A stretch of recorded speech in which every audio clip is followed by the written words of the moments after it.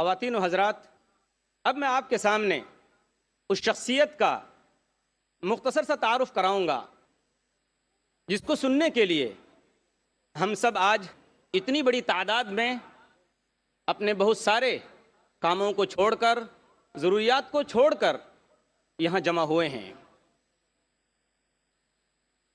خواتین و حضرات، آج کے اس دور میں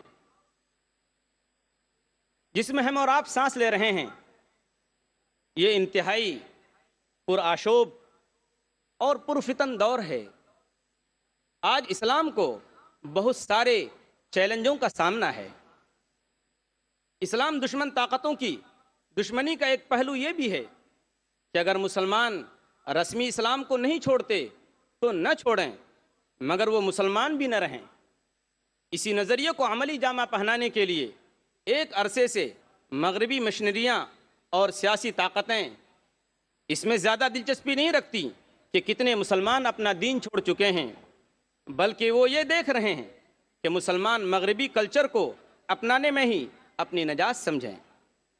اسی سوچ کے تحت سیاستداں، سرمایہ دار، اسکالر، مفکر اور پادری، بشپ اور فادر اور دوسرے بہت سارے ناموں کے ساتھ اسلام کے خلاف، قرآن کے خلاف برسر پیکار ہیں اور دن رات اسلام کے متعلق غلط فہمیاں اور شکوک و شبہات پھیلانے میں مشغول اور مصروف ہیں۔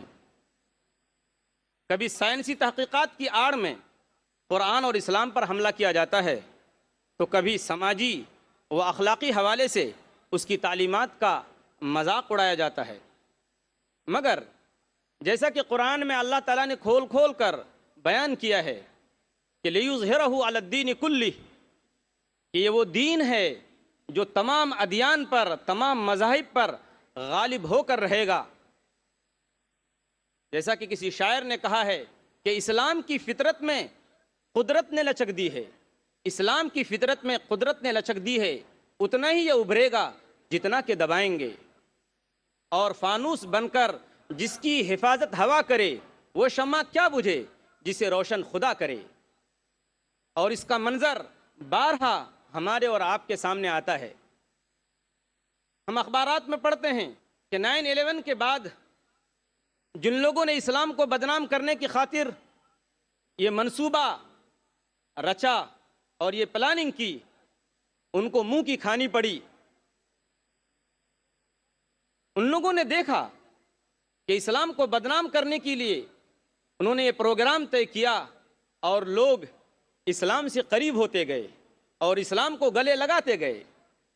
اس لیے میرے دوستوں اور بزرگوں، آج بھیونڈی کی سرزمین میں اتنا بڑا تاریخی اجلاس منعقد کیا ہے آپ حضرات نے۔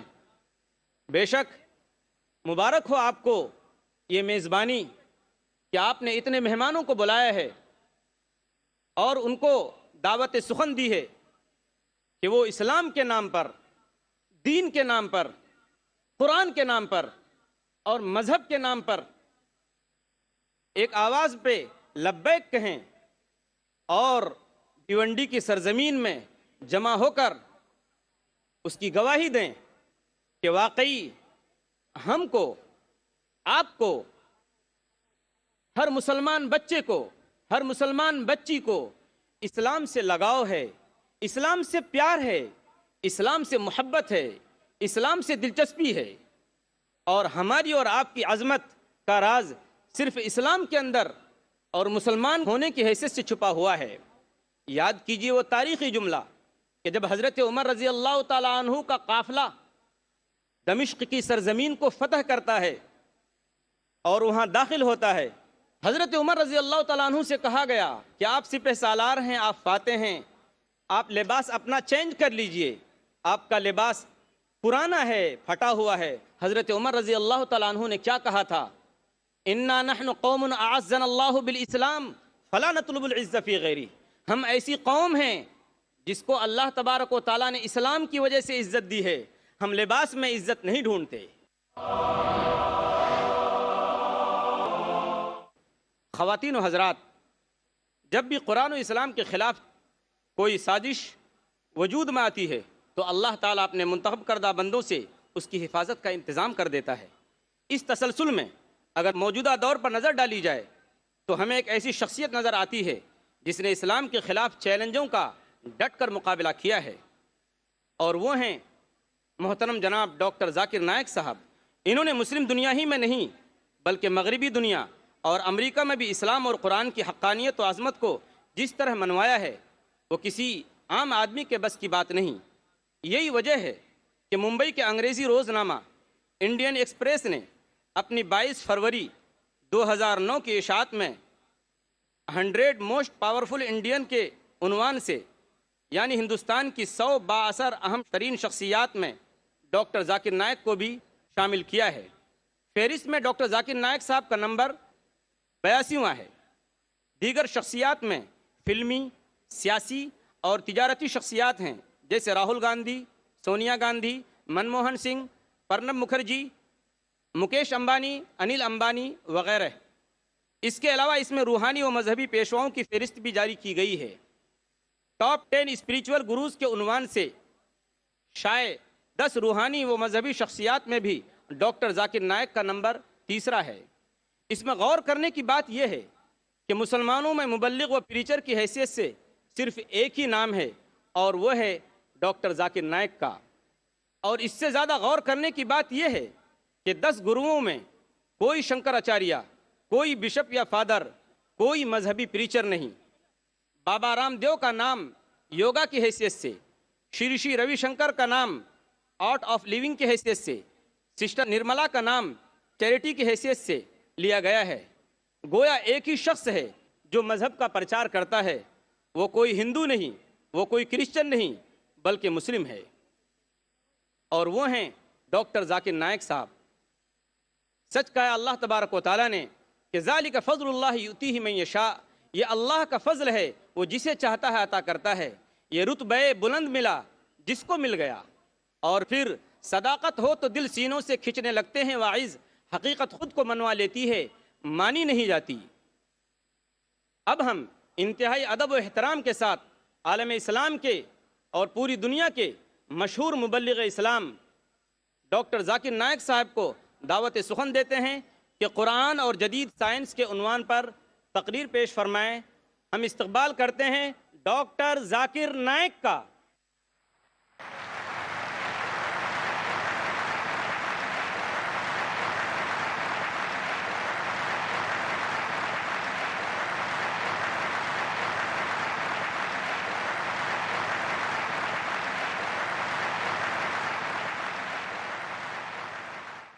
الحمدللہ والصلاة والسلام علی رسول اللہ وعلی آلہ وصحبہ اجمعین، اما بعد، اعوذ باللہ من الشیطان الرجیم، بسم اللہ الرحمن الرحیم۔ اولم یر الذین کفروا ان السماوات والارض کانتا رتقا ففتقناہما وجعلنا من الماء کل شیء ہے افلا یؤمنون۔ رب اشرح لی صدری ویسر لی امری واحلل عقدۃ من لسانی یفقہوا قولی۔ میرے محترم بزرگوں اور میرے عزیز بھائیوں اور بہنوں، السلام علیکم ورحمۃ اللہ وبرکاتہ۔ اللہ سبحانہ و تعالیٰ کی سلامتی، برکت اور رحمت آپ سب پر ہو۔ مجھے بے حد خوشی ہو رہی ہے کہ الحمدللہ 10 سال بعد میں پھر سے بھیونڈی شہر میں موجود ہوں تقریر کرنے کے لیے۔ مجھے یاد ہے کہ تقریباً 10 سال پہلے میں نے مینا ٹھاکرے ہال میں ایک تقریر کی تھی، یونیورسل بردرہڈ، عالمی بھائی چارہ، اور آج میں آپ کے سامنے اسٹیڈیم میں ہوں۔ جیسے آپ جانتے ہیں کہ میں اکثر تقریر انگریزی میں کرتا ہوں، اور 10 سال پہلے بھی انگریزی میں کی تھی۔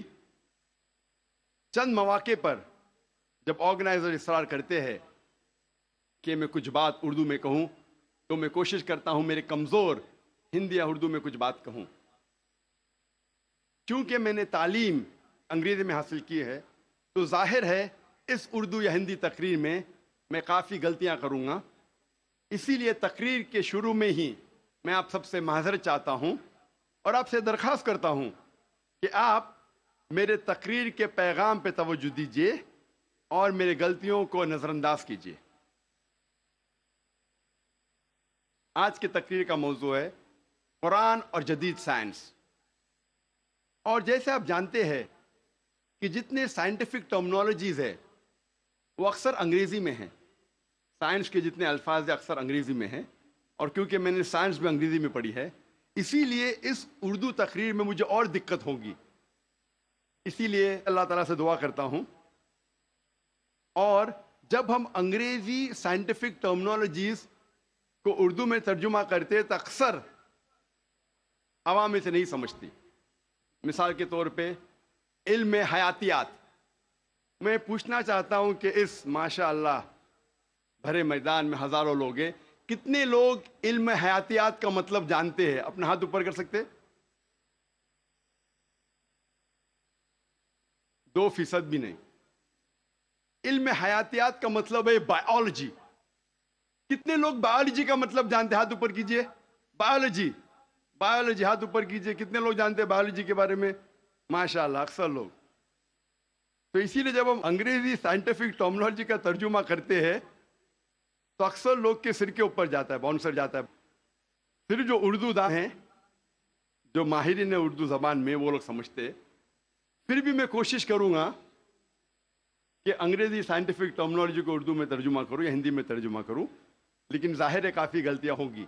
اسی لیے میں آپ سے درخواست کرتا ہوں کہ میری غلطیوں کو نظر انداز کیجیے اور میرے تقریر کے پیغام پہ توجہ دیجیے۔ جیسے میں نے کہا تھا، آج کی تقریر کا موضوع ہے قرآن اور جدید سائنس۔ قرآن اللہ سبحانہ و تعالیٰ کی آخری وحی ہے جو نازل کی گئی تھی آخری پیغمبر محمد صلی اللہ علیہ وسلم پر۔ قرآن مجید ساری کائنات کی سب سے بہترین کتاب ہے۔ قرآن مجید ساری انسانیت کے لیے ایک پیغام ہے۔ قرآن مجید اللہ سبحانہ و تعالیٰ کی آخری کتاب ہے جو نازل ہوئی تھی محمد صلی اللہ علیہ وسلم پر۔ اگر کوئی کتاب کہتی ہے کہ وہ خدا کی طرف سے ہے تو اس کتاب پر فرض ہو جاتا ہے کہ وہ اپنے آپ کو ثابت کرے ہر دور میں۔ ہر دور میں اس کتاب کو ثابت کرنا ہوگا کہ وہ خدا کی طرف سے ہے۔ سینکڑوں سال پہلے وقت تھا، دور تھا معجزات کا، ایج آف میریکلز۔ الحمدللہ Quran Majeed is a miracle of miracles. Quran Majeed معجزوں کا معجزہ ہے۔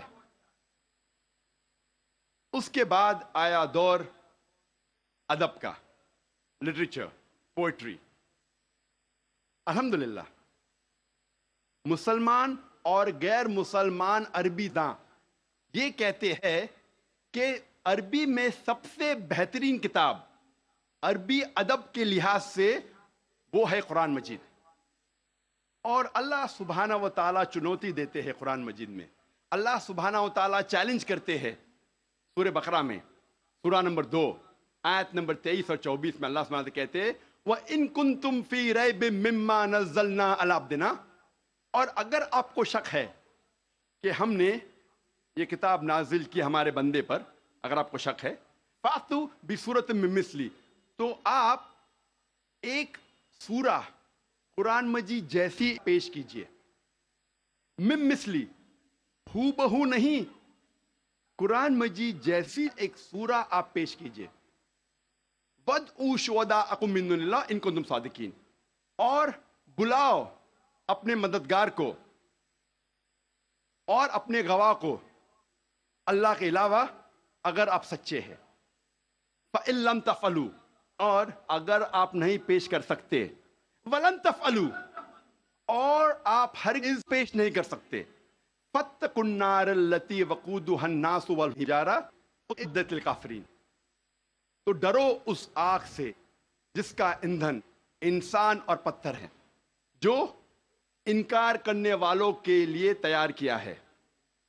اللہ سبحانہ و تعالی ان دو آیتوں میں چنوتی دیتے ہیں، انسانوں کو چیلنج کرتے ہیں۔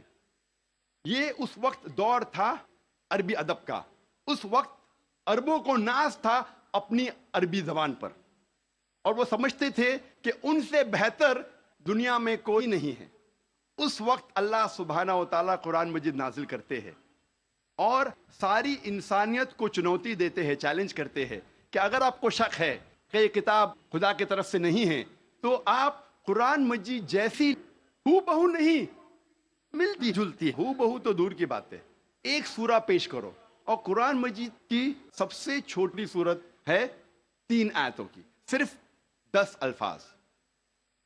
بہت لوگوں نے کوشش کی، ایک انسان نے بھی کامیابی نہیں پائی، اور تا قیامت کوئی بھی قرآن مجید جیسی قریباً ایک سورہ بھی پیش نہیں کر پائیں گا۔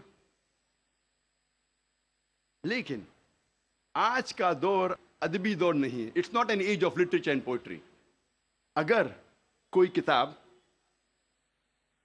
اپنے آپ کو خدا کی طرف سے کہتی ہے اور ادبی انداز میں کہتی ہے کہ دنیا چپٹی ہے، دنیا سپاٹ ہے، کیا آج کا جدید انسان اس بات کو تسلیم کرے گا؟ بالکل نہیں، کیونکہ آج کا دور ادبی دور نہیں ہے، آج کا دور ہے جدید سائنس کا دور۔ آج ہم کوشش کریں گے یہ تحقیق کرنے کی قرآن اور جدید سائنس ملتے ہیں یا ٹکراتے ہیں، قرآن اور جدید سائنس ملتے ہیں یا قرآن اور جدید سائنس ٹکراتے ہیں۔ اس موضوع پہ ہم انشاءاللہ تذکرہ۔ ایک مشہور سائنسداں، فزسسٹ اور نوبل پرائز ونر جس کا نام البرٹ آئنسٹائن تھا، اس نے کہا science without religion is lame and religion without science is blind. Science مذہب کے بنا لنگڑی ہے اور مذہب سائنس کے بنا اندھا ہے۔ میں پھر سے دہراؤں گا، البرٹ آئنسٹائن جو فیمس فزسسٹ تھا اور نوبل پرائز ونر، اس نے کہا کہ سائنس مذہب کے بنا لنگڑی ہے اور مذہب سائنس کے بنا اندھا ہے۔ میں آپ کو یاد دلانا چاہتا ہوں کہ قرآن مجید سائنس کی کتاب نہیں ہے، SCIENCE، لیکن ہے سائنس کی کتاب، SIGNS۔ یہ ہے نشانیوں کی کتاب، آیتوں کی کتاب۔ اور قرآن مجید میں 6000 سے زیادہ نشانیاں ہیں، 6000 سے زیادہ آیتیں ہیں، ان میں سے 1000 سے زیادہ الحمدللہ سائنس کے بارے میں ذکر کرتی ہے۔ آج کی اس تقریر میں میں صرف ان سائنٹیفک فیکٹس، سائنس کے حقائق کے بارے میں ذکر کروں گا which have been established، جو سائنسداں ثابت کر چکے ہیں۔ Scientific hypothesis, scientific theories, scientific نظریہ، ان کے بارے میں ذکر نہیں کروں گا، کیونکہ ہم جانتے ہیں کہ many a time scientific hypothesis theories take U-turns۔ یہ سائنس کے نظریے جو ہیں کئی بار وہ اپنے نظریے سے پلٹ جاتے ہیں۔ اسی لیے اس تقریر میں صرف میں سائنٹیفک فیکٹس کے بارے میں ذکر کروں گا، سائنس کے حقائق کے بارے میں۔ سب سے پہلے ہم تذکرہ کریں گے ایسٹرونومی کے بارے میں، فلکیات کے بارے میں۔ 35 سے 40 سال پہلے کچھ سائنسداں نے تحقیق کی ایک موضوع پہ، تخلیق کائنات، مطلب کریشن آف دی یونیورس۔ اور ان سائنسداں نے کہا کہ ہماری کائنات سب سے پہلے ایک پرائمری نیبولا تھا، بنیادی گولا، ابتدائی گولا۔ اس کے بعد there was a secondary separation, دوسری جدائی، دوسری علیحدگی، اور ایک بڑا دھماکہ ہوتا ہے بگ بینگ۔ اس کے بعد وجود میں آیا گیلیکسیز، کہکشائیں، ستارے، سیارے، چاند، سورج، اور یہ زمین جس میں ہم رہتے ہیں۔ اسے سائنسداں نے کہا بگ بینگ، بڑا دھماکہ۔ یہ جو سائنسداں نے تقریباً 40 سال پہلے ڈھونڈا کس طریقے سے کائنات وجود میں آئیں، تخلیق کائنات، قرآن مجید میں اس کا ذکر 1400 سال پہلے ہے۔ اور میں نے اس تقریر کے شروع میں ایک آیت کی تلاوت کی، سورہ انبیاء کی، سورہ نمبر 21 آیت نمبر 30، جہاں اللہ سبحانہ تعالیٰ فرماتے اولم یر الذین کفروا، کیا انکار کرنے والے یہ نہیں جانتے ان السماوات والارض کانتا رتقا ففتقناہما، کہ زمین اور آسمان ایک تھے، جڑے ہوئے تھے، اور ہم نے انہیں جدا کیا۔ یہ جو تخلیق کائنات، creation of the universe, big bang, بڑا دھماکہ جو سائنسداں کو 40 سال پہلے پتا چلا، قرآن مجید میں اس کا ذکر ہے 1400 سال پہلے۔ قرآن مجید میں اللہ سبحانہ تعالیٰ فرماتے ہیں سورہ فصلت میں، سورہ نمبر 41 آیت نمبر 11 اور 12 میں، کہ اللہ سبحانہ و تعالیٰ نے آسمان کی طرف دیکھ کے کہا جب وہ دھواں تھا کہ آسمان اور زمین ایک ساتھ آ جاؤ، ولنگلی اور انولنگلی، اپنے مرضی سے یا اپنے مرضی کے بنا، اور ان نے کہا کہ ہم اپنے مرضی سے ایک ساتھ آ جاتے ہیں۔ قرآن مجید میں لکھا ہے کہ آسمان سب سے پہلے دھواں تھا، عربی لفظ ہے دخان، اور آج کے سائنسداں یہ کہتے ہیں کہ کائنات بننے کے پہلے یہ آسمان دھواں تھا، انگلش میں کہتے ہیں گیس، لیکن عربی میں دخان کے معنی ہے اسموک۔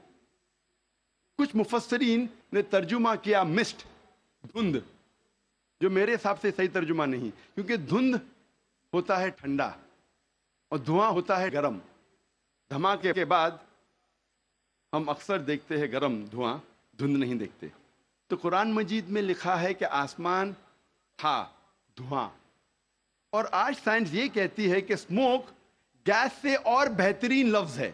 جو قرآن مجید میں دخان لکھا ہے وہ گیس سے اور بہترین ہے، اور scientifically smoke is a better word than gas. آپ سوچ سکتے قرآن مجید میں اس کا ذکر ہے 1400 سال پہلے۔ انسان پہلے سمجھتے تھے کہ زمین سپاٹ ہے، چپٹی ہے۔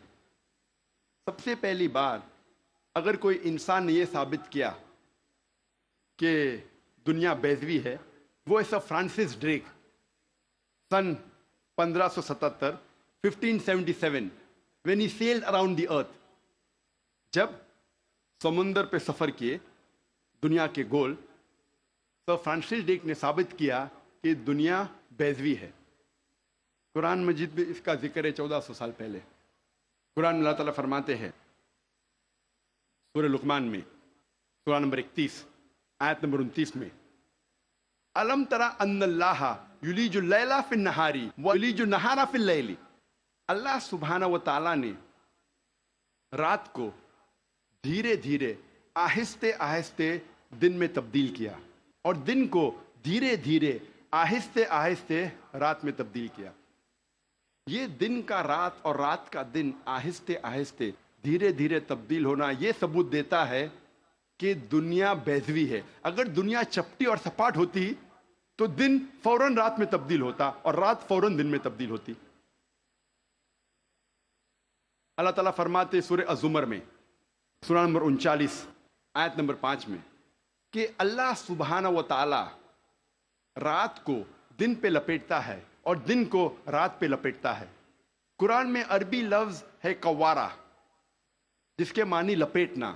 جس طریقے سے ایک انسان پھیٹا سر پہ لپیٹتا ہے، a person coils the turban on the head، اسی طریقے سے اللہ تعالیٰ فرماتے ہیں کہ رات دن پہ لپیٹی جاتی ہے اور دن رات پہ لپیٹا جاتا ہے۔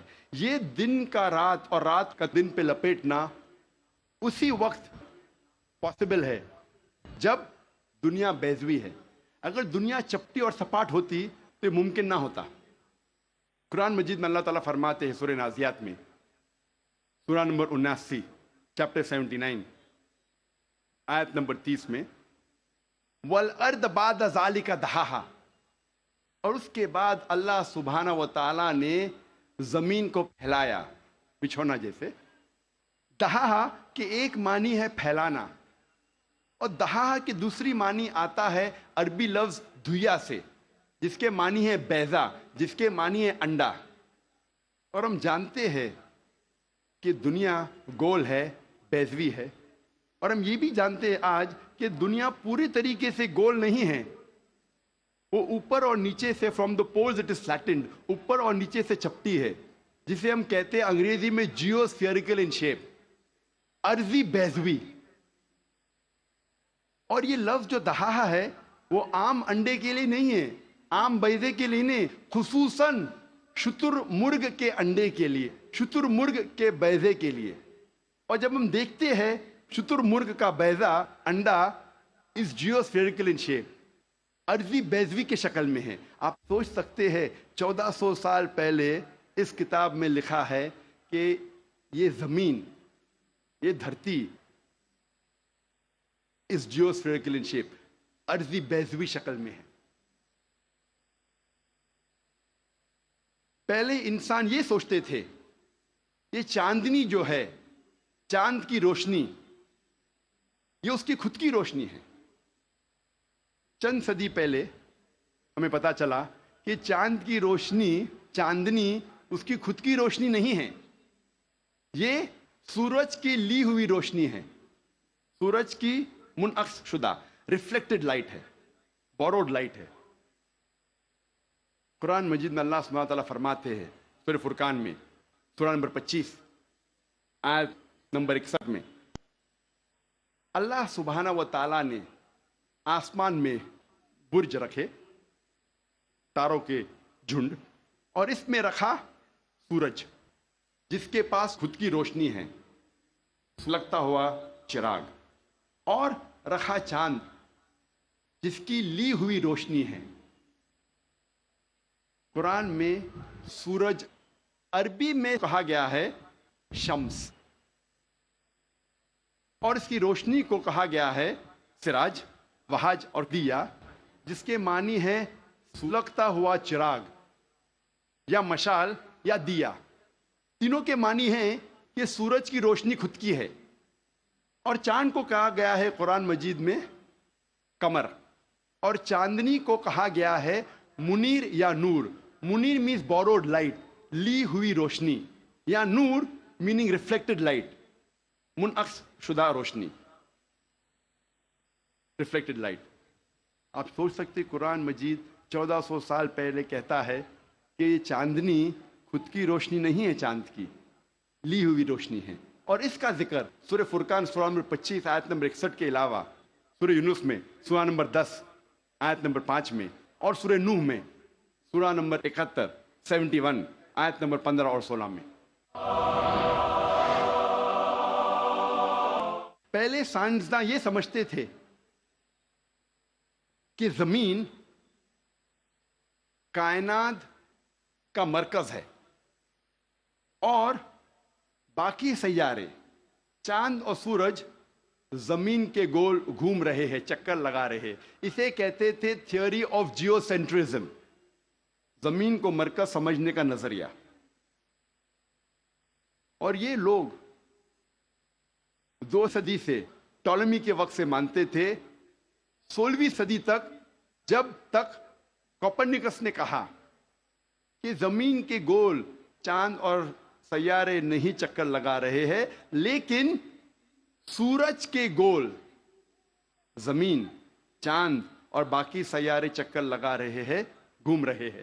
اسے کہتے تھے ہیلیو سینٹرک تھیوری، مطلب سورج کا مرکز ہونے کا نظریہ.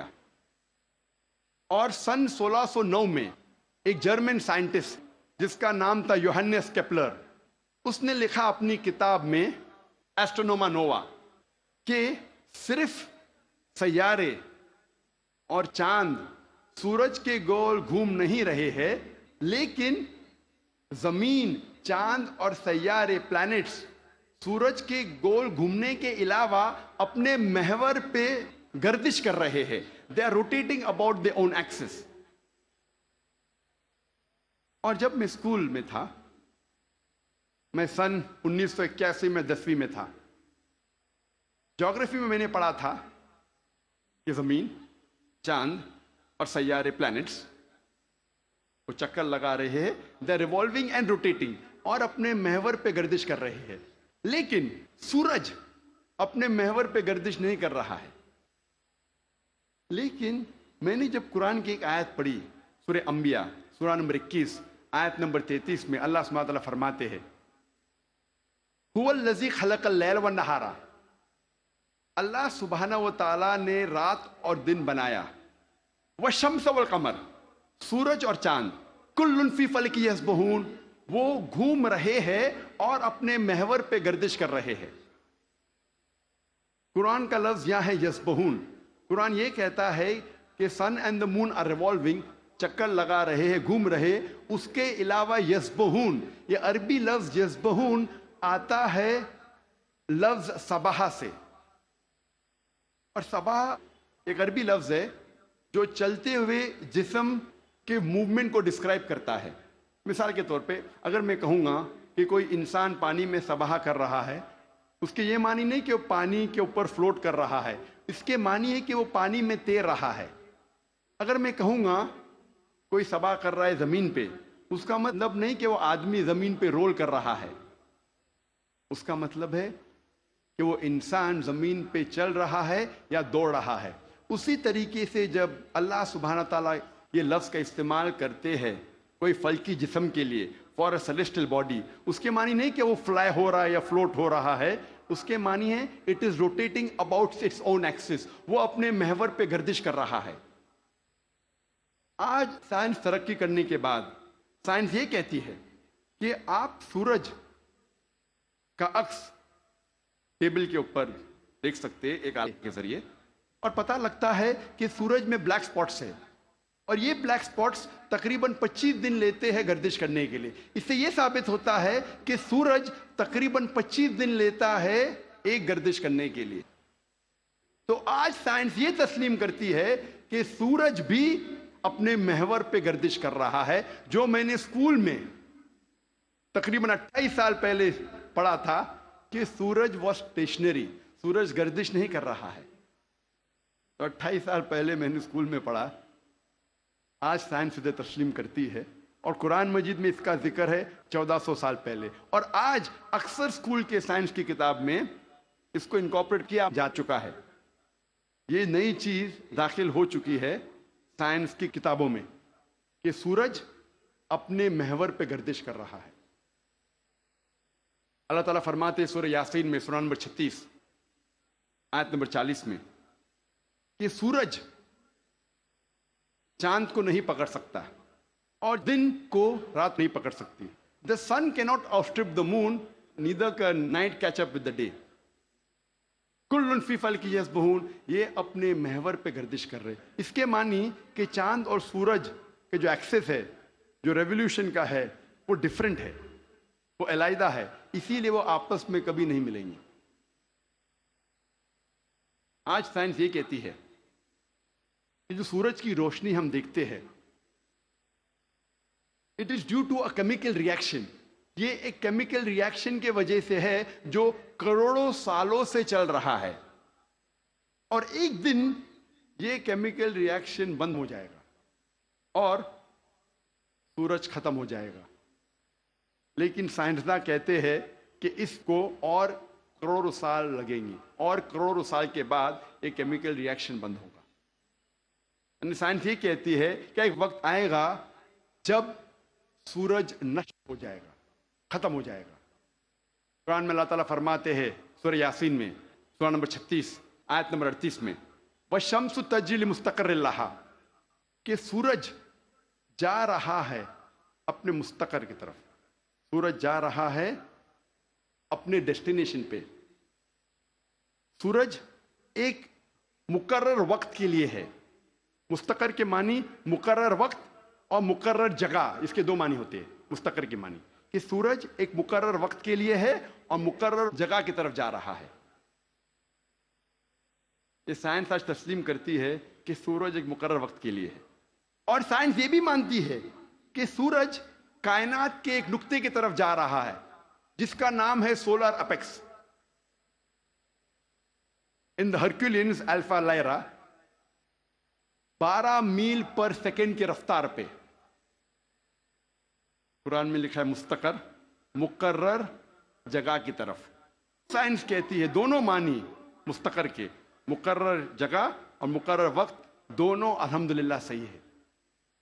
اور اس کا ذکر سورہ یاسین سورہ نمبر 36 آیت نمبر 38 کے علاوہ سورہ رعد میں بھی ہے، سورہ نمبر 13 آیت نمبر 2، سورہ فاطر سورہ نمبر 35 آیت نمبر 13، سورہ لقمان سورہ نمبر 31 آیت نمبر 29 اور سورہ الزمر سورہ نمبر 39 آیت نمبر 5 میں سب جگہ کہا گیا ہے کہ سورج ایک مقرر وقت کے لیے ہے، ایک مقرر جگہ کی طرف جا رہا ہے۔ آج سائنس یہ کہتی ہے جو آسمان ہمارے زمین کے اوپر ہے، جسے ہم کہتے ہیں ایٹماسفیئر، وہ ایک محفوظ چھت کی طرح ہے، اور سائنسداں یہ کہتے ہیں کہ خطرناک rays like ultraviolet rays, X rays, یہ چھت، یہ ایٹماسفیئر ان خطرناک ریز کو زمین پہ آنے سے روکتا ہے، ورنہ زمین پہ جاندار چیز مٹ جائیں گی۔ قرآن میں اس کا ذکر ہے سورہ انبیاء میں سورہ نمبر 21 آیت نمبر 32 میں کہ اللہ سبحانہ و تعالیٰ نے آسمان کو ایک محفوظ چھت بنایا، a protected ceiling, a canopy well guarded۔ آپ سوچ سکتے ہیں قرآن میں اس کا ذکر 1400 سال پہلے ہے، جو سائنسدان نے حال ہی میں 50 سال پہلے، 100 سال پہلے، 150 سال پہلے کہا کہ یہ ایٹماسفیئر از اے پروٹیکٹڈ سیلنگ۔ جب میں اسکول میں تھا تقریباً 28 سال پہلے، میں نے سائنس میں سیکھا تھا there are 3 types of matter: solid, liquid and gas۔ 3 قسم کے مادہ تھے، solid, liquid and gas۔ آج سائنس یہ کہتی ہے کہ 3 مادہ، 3 states of matter کے علاوہ اور بھی ہے۔ ہم پہلے یہ سمجھتے تھے کہ آرگنائز ایسٹرونومیکل سسٹمز کے باہر، آرگنائز فلکیات کے باہر خلا تھا، ویکیوم تھا۔ آج سائنس کہتی ہے کیا انٹرسٹیلر اسپیس، سیارے کے بیچ مادے کے پل ہے، برجز آف میٹر ہے، جسے آج ہم کہتے ہیں پلازما، جسے سائنسداں کہتے ہیں 4th state of matter، 4تھی قسم مادے کی آج سائنسداں کہتے ہیں پلازما ہے۔ قرآن میں اس کا ذکر 1400 سال پہلے ہے، سورہ فرقان میں سورہ نمبر 25 آیت نمبر 59 میں 59 میں کہ اللہ سبحانہ و تعالیٰ نے زمین اور آسمان کو بنایا اور اس کے بیچ میں ساری چیزیں بنائیں۔ مطلب زمین اور آسمان کے بیچ میں ویکیوم نہیں ہے۔ آج سائنس اسے کہتی ہے مادے کے پل، برجز آف میٹر، کہتی ہے پلازما ہے، 4th state of matter۔ اور اس کا ذکر سورہ فرقان سورہ نمبر 25 آیت نمبر 59 کے علاوہ سورہ ہجر میں سورہ نمبر 15 آیت نمبر 85 میں، سورہ سجدہ سورہ نمبر 32 آیت نمبر 4 میں، سورہ صفات سورہ نمبر 37 آیت نمبر 5 اور سورہ احقاف سورہ نمبر 46 46 آیت نمبر 3 میں کئی جگہ لکھا ہے کہ اللہ سبحانہ و تعالیٰ نے زمین اور آسمان بنائے اور اس کے بیچ میں ساری چیزیں، talking about the 4th state of matter، plasma. ایک مشہور سائنٹسٹ جس کا نام ایڈوین ہبل ہے، اس نے کہا تھا کہ کائنات پھیل رہی ہے، the universe is expanding۔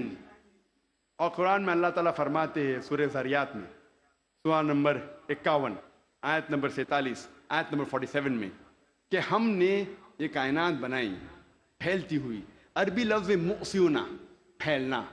اور آج سائنس اس کو تسلیم کرتی ہے کہ ہماری کائنات پھیل رہی ہے، our universe is expanding۔ کئی دشمن اسلام یہ کہیں گے، جو کرٹکس آف اسلام یہ کہیں گے کہ قرآن مجید میں فلکیات کا ذکر ہونا کوئی عجوبہ نہیں، نتھنگ گریٹ، کوئی بڑی بات نہیں ہے کہ قرآن مجید میں فلکیات کا ذکر ہے، کیونکہ عرب فلکیات میں ماہر تھے۔ میں اس بات کو مانتا ہوں کہ عرب فلکیات میں ماہر تھے، لیکن ان سے یہ کہنا چاہتا ہوں کہ قرآن مجید نازل ہونے کے بعد کچھ صدی بعد عرب فلکیات کے میدان میں ماہر بنے، تو قرآن مجید سے عرب نے فلکیات سیکھا، نہ کہ الٹا۔ ذکر کریں گے طبیعت کا، طبیعت انگلش میں کہتے ہیں فزکس۔ اور کئی صدی پہلے ایک نظریہ تھا جسے کہتے ہیں ایٹمزم، اور 23 صدی پہلے گریکس پرٹیکولرلی ڈیموکریٹس ان نے یہ ایٹمزم کے بارے میں سب سے پہلے کہا، ایٹمزم کے نظریے کے بارے میں، اور کہا کہ میٹر کے سب سے چھوٹے حصے کو کہتے ہیں ایٹم، مادہ کے سب سے چھوٹے حصے کو کہتے ہیں ذرہ، عربی اور اردو میں ایٹم کو کہتے ہیں ذرہ۔ اور اس وقت انسان یہ سوچتے تھے کہ ذرے کو تقسیم نہیں کیا جا سکتا۔ آج سائنس ترقی کرنے کے بعد ہم مانتے ہیں کہ atom is the smallest part of matter having the characteristics of the element. ذرہ مادے کا سب سے چھوٹا حصہ ہے جو ایلیمنٹ کے کیریکٹرسٹکس رکھتا ہے، لیکن یہ ذرہ تقسیم کیا جا سکتا ہے انٹو پروٹونز، الیکٹرونز، نیوٹرونز۔ قرآن مجید میں ذرے کا ذکر ہے تو لوگ سمجھیں گے قرآن مجید آؤٹ ڈیٹڈ ہے، یہ پرانی کتاب ہے، ذرے کا ذکر ہے ابھی آؤٹ ڈیٹڈ ہے۔ قرآن میں ذرے کا ذکر ہے، لیکن ذرے کے آگے کیا لکھا ہے وہ بھی ہمیں دیکھنا چاہیے۔ قرآن مجید میں لکھا ہے سورہ سبا میں، سورہ نمبر 34 آیت نمبر 3 میں، کہ انکار کرنے والے جب کہیں گے کہ وہ گھڑی کبھی بھی نہیں آئے گی، آخرت کے بارے میں، قیامت کے بارے میں، وہ گھڑی کبھی نہیں آئے گی، تو اللہ تعالیٰ فرماتے کہو ان سے ضرور آئے گی اللہ کی مرضی سے، جس کے پاس علم غیب ہے، جس کے علم میں چھوٹا سا ذرہ زمین اور آسمان میں، اور اس چیز جو ذرے سے چھوٹی ہے اور بڑی ہے اس کا علم بھی اس کی کتاب میں محفوظ ہے۔ تو قرآن مجید میں لکھا ہے کہ ذرے برابر چیز کا علم ہے اللہ کے پاس، اور ذرے سے چھوٹی چیز اور بڑی چیز کا علم بھی ہے۔ اور یہ انفارمیشن، یہ خبر دہرائی گئی ہے سورہ یونس میں، سورہ نمبر 10 آیت نمبر 61 میں، کہ اللہ سبحانہ و تعالی کے علم میں ہے ذرے جیسی چیز جو آسمان اور زمین پہ ہے، اور وہ چیز جو ذرے سے بھی چھوٹی ہے اور ذرے سے بڑی ہے اس کی کتاب میں محفوظ ہے۔ تو قرآن آؤٹ ڈیٹڈ نہیں ہے، قرآن اپ ٹو ڈیٹ ہے۔ قرآن پرانی کتاب نہیں، بٹ الحمدللہ جدید کتاب ہے۔ اب ہم ذکر کریں گے واٹر سائیکل کے بارے میں، پانی کے چکر کے بارے میں۔ ہم جو اسکول میں پڑھتے ہیں واٹر سائیکل کے بارے میں، پانی کے چکر کے بارے میں، سب سے پہلے اس جدید پانی کے چکر کا ذکر کیا تھا سر برنارڈ پیلیسی نے سن 1580 میں۔ اور ہم جانتے ہیں، ہم نے اسکول میں پڑھا ہے کہ water evaporate from the ocean, پانی سمندر سے بھاپ بن کے اوپر جاتا ہے، جڑ کے بادل بنتا ہے، بادل جڑتے ہیں اور اندرونی حصے میں ہوا کے ذریعے جاتے ہیں، پھر ان کی تقسیم ہوتی ہے اور پانی بادل سے برستا ہے۔ بارش برسنے کے بعد یہ پانی نہر بن کر، اسٹریم بن کے، لیک بن کے پھر سے جاتا ہے سمندر میں، اور یہ پانی کا چکر کمپلیٹ ہوتا ہے۔ پہلے لوگ کو 16ویں صدی کے پہلے اس کا علم نہیں تھا۔ 7 صدی قبل مسیح تھیلز آف ملیٹس نے کہا تھا یہ بارش کیسے آتی تھی؟ یہ جو اوشن کا سپرے ہے، سپرے آف دی اوشن، ہوا سے اٹھاتی تھی اور اندرونی حصے میں بارش جیسے برساتی تھی۔ یہ لوگ سمجھتے تھے بارش اس طریقے آتی تھی۔ لوگ کو یہ نہیں پتا تھا کہ زمین کے نیچے جو پانی ہے وہ کیسے جمتا تھا۔ کئی نظریات تھے۔ لوگ پہلے سوچتے تھے کہ یہ ہوا کا دباؤ پانی پہ، سمندر پہ، پانی کو زمین سے نیچے لے جاتا تھا اور اس طریقے سے زمین کے نیچے پانی آتا تھا۔ لوگ پہلے یہ سمجھتے تھے at the time of Pluto کے وقت کہ یہ پانی ایک خفیہ راستے سے واپس جاتا تھا سمندر کی طرف، سمندر میں secret passage, the great abyss known as the Tartarus at the time of Pluto. ایک خفیہ راستے سے پانی زمین کے نیچے سے جاتا تھا سمندر میں، اسے کہتے تھے گریٹ ایبس ٹارٹرس۔ اور یہ لوگ سمجھتے تھے 16ویں صدی تک، 18वीं सदी में डेस्कार्टिस भी इस बात को तस्लीम करता था, और 19वीं सदी में एरिस्टोटल का नजरिया भी लोग समझते थे सही है कि vapour was picked up and it condensed in mountain caverns which gave rise to underground lakes which was the source of water for the springs. ये पानी की भाप पहाड़ में जम जाती थी और फिर जमीन के नीचे बनते थे तालाब जो स्प्रिंग्स को पानी देते थे. ये तालाब, अंडरग्राउंड तालाब जो है, स्प्रिंग्स को पानी देते थे.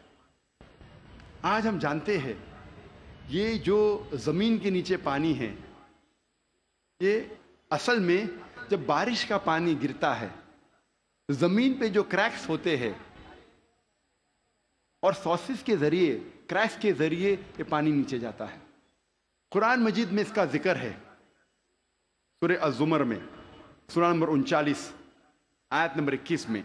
अल्लाह सुब्हाना व ताला आसमान से पानी बरसाता है और जमीन में जिसमें क्रैक्स है उसके जरिए जमीन में पानी देता है, और जो बुई हुई जमीन है वो रंग बिरंगी हो जाती है. It brings various colours of Son field. अल्लाह ताला फरमाते हैं सूरह रूम में, सूरा नंबर 30 आयत नंबर 24 में कि अल्लाह सुब्हाना व ताला आसमान से बारिश बरसाता है और मरी हुई जमीन में जान डालता है. अल्लाह ताला फरमाते हैं सूरह मोमिनून में, सूरा नंबर 23 आयत नंबर 18 में कि अल्लाह सुब्हाना व ताला पानी आसमान से बरसाते हैं और इस पानी को जमा सकते हैं और इस पानी को बहा सकते भी है. बहाने पे कादिर है. अल्लाह can store the water as well as drain it. Quran में जिक्र आता है सूरह तारिक में, सूरा नंबर 86 चैप्टर 86 आयत नंबर 11 में, वह समाई ज़ातिल रज, दैट हेवन विच रिटर्न्स, वो आसमान जो वापस देता है. एक मानी वह समाई ज़ातिल रज की है कि जो डेंजरस रेज है, अल्ट्रावायलेट रेज, एक्स रेज, जो जमीन पे आने के पहले आसमान उसे वापस फेंक देता है उस तरफ. उसके अलावा ये जो पानी का भाप है, वाटर वेपराइज होता है, बादल में बनता है और फिर से ये आसमान उस पानी को जमीन पे बरसाता है. वो समाई ज़ातिल रज. अल्लाह ताला फरमाते सूरह अल हिजर में, सूरा नंबर 15 आयत नंबर 22 में, वी कॉज फिकंडेटिंग विंड्स, हम हवा के जरिए बादल को भोजल करते हैं. अरबी लफ्ज लवाकी, लका से आता है, जिसका मानी है टू इम्प्रेग्नेट, टू फिकंडेट, बर आवर करना, बोझल करना. हवा बादल को पोलन ग्रेन्स के जरिए बोझल करती है. It इम्प्रेग्नेट्स the cloud. और दूसरी वजह है कि बादल जब आपस में मिलते हैं दे कंडेंस, उसके बाद पानी बरसता है. कुरान में अल्लाह ताला फरमाते हैं सूरह नूर में, सूरा नंबर 24 आयत नंबर 43 में, 43 में, अल्लाह सुब्हाना व ताला हवा के जरिए बादल को चलाते हैं, ले जाते हैं. Gently pushes the clouds. फिर ये बादल आपस में जुड़ते हैं, बड़े हो जाते हैं, उसके बाद पानी बादल से बरसता है. अल्लाह ताला फरमाते हैं सूरह रूम में, सूरा नंबर 30 आयत नंबर 48 में, अल्लाह सुब्हाना व ताला हवा के जरिए बादल को हिलाते हैं और ले जाते हैं अंदरूनी हिस्से में. उसके बाद बादल को छोटे छोटे हिस्से में तकसीम करते हैं. उसके बाद पानी बादल से बरसता है. कुरान मजीद में पानी के चक्कर के बारे में गहराई से जिक्र है, तफसील से जिक्र है कई जगह.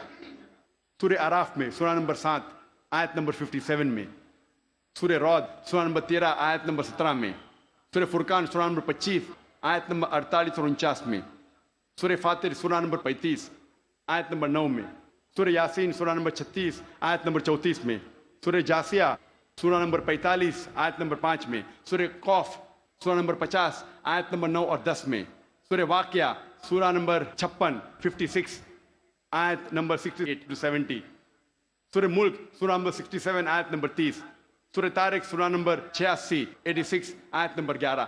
कई आयतें हैं कुरान मजीद में जो तफसील के साथ जिक्र करते हैं पानी के चक्कर के बारे में. सिर्फ पानी के चक्कर के बारे में अगर जिक्र करें घंटों तक तकरीर दे सकते हैं. सिर्फ कुरान मजीद में पानी के चक्कर का जिक्र. अब हम तस्करा करेंगे ارضیات کے بارے میں، جیولوجی. آج ماہرین ارضیات، جیولوجسٹ یہ کہتے ہیں کہ زمین کا ریڈیس نصف قطر، ریڈیس اردو میں کہتے ہیں نصف قطر، وہ تقریباً 3750 میل ہے.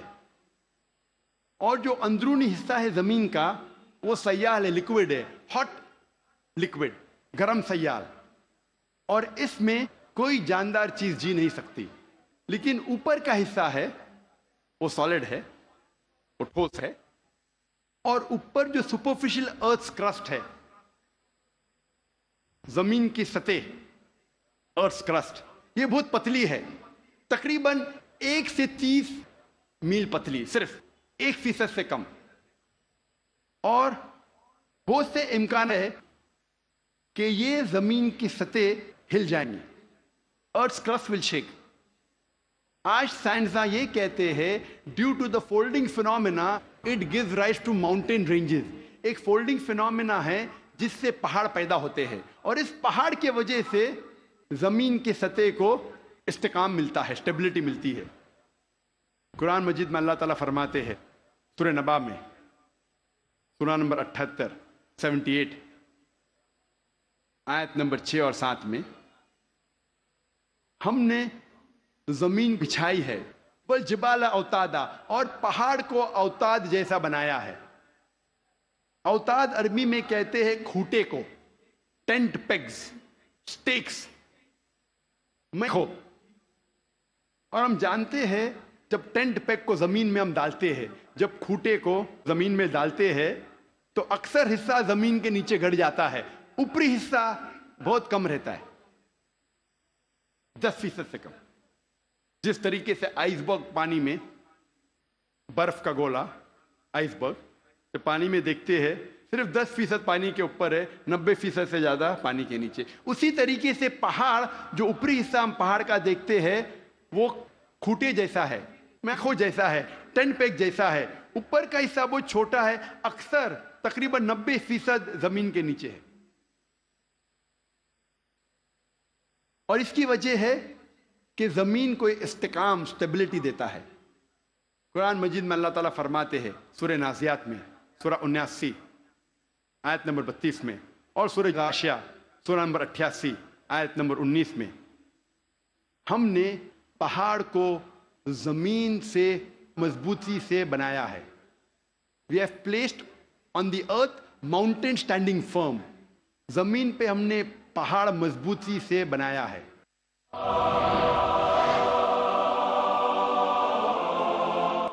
ارضیات میں، جیولوجی کے میدان میں ایک بہت اہم کتاب ہے جو اکثر دنیا بھر جب جیولوجی کے سبجیکٹ میں اسے گائیڈ مانا جاتا ہے، اس کتاب کا نام ہے ارتھ، زمین. اور اس کے ایک لیکھک، ون آف دا آتھرز، اس کا نام ہے ڈاکٹر فرینک پریس، جو یو ایس اے کے سائنس اکیڈمی کے پریزیڈنٹ تھے اور ex president of U S A Jimmy Carter کے سائنس ایڈوائزر تھے. ڈاکٹر فرینک پریس ارتھ کتاب میں پہاڑ کا نقشہ بناتے ہیں اور دکھاتے ہیں کہ پہاڑ کے جڑ زمین کے نیچے ہے، ویج شیپ. اور لکھتے اپنی کتاب میں کہ پہاڑ کا اہم مقصد ہے کہ زمین کو استحکام دینا، to give stability to the earth. اور قرآن میں ہو بہو وہی ذکر ہے 1400 سال پہلے، سورہ انبیاء میں سورہ نمبر 21 آیت نمبر 31 میں، سورہ نحل سورہ نمبر 16 آیت نمبر 15، اور سورہ لقمان سورہ نمبر 31 آیت نمبر 10 میں، کہ ہم نے زمین پر پہاڑ جمع کے رکھا ہے تاکہ زمین نہ ہلے. قرآن میں لکھا ہے پہاڑ کا اہم مقصد ہے زمین کو ہلنے سے بچانا، to give stability to the earth, to prevent the earth from shaking. آپ سوچ سکتے ہیں قرآن مجید میں 1400 سال پہلے اس کا ذکر ہے، اور سائنسداں نے آج کل حال ہی میں 50 سال پہلے، 100 سال پہلے، 200 سال پہلے اسے تسلیم کیا، اور قرآن میں اس کا ذکر 1400 سال پہلے ہے. اب ہم تذکرہ کریں گے علم بحر کے بارے میں، اوشنوگرافی کے بارے میں. اور اوشنوگرافی کے فیلڈ میں قرآن مجید میں اللہ سبحانہ تعالیٰ فرماتے ہیں سورہ فرقان میں سورہ نمبر 25 آیت نمبر 53 میں 53 میں، اللہ سبحانہ و تعالیٰ نے 2 قسم کے پانی بنائے ہیں، ایک پینے والا اور میٹھا اور دوسرا کھارا اور کڑوا، اور دونوں کے بیچ اللہ نے ایک برزخ بنایا ہے، بنا دکھنے والا ایک ویل، ایک پردہ۔ عربی میں لفظ برزخ، برزخ کے معنی پردہ۔ جس طریقے سے انسان مرتا ہے اور واپس سے قیامت میں اٹھنے کے پہلے ہم کہتے ہیں برزخ میں ہے، انسین، جو دیکھے نہیں جا سکتا ہے وہ زندگی، قرآن میں کہا گیا برزخ، نہ دیکھے جانے والا پردہ۔ قرآن میں پھر سے اس کا ذکر ہے سورہ رحمان میں سورہ نمبر 55 آیت نمبر 19 اور 20 میں، جو آج ہمارے ننھے سے قاری نے اس کی تلاوت کی۔ مرج البحرین یلتقیان بینہما برزخ یبغیان، کہ اللہ سبحانہ و تعالیٰ نے 2 قسم کے پانی بنائے جو آپس میں ملتے ہیں، لیکن ان کے درمیان ایک برزخ ہے، ان کے درمیان ایک پردہ ہے۔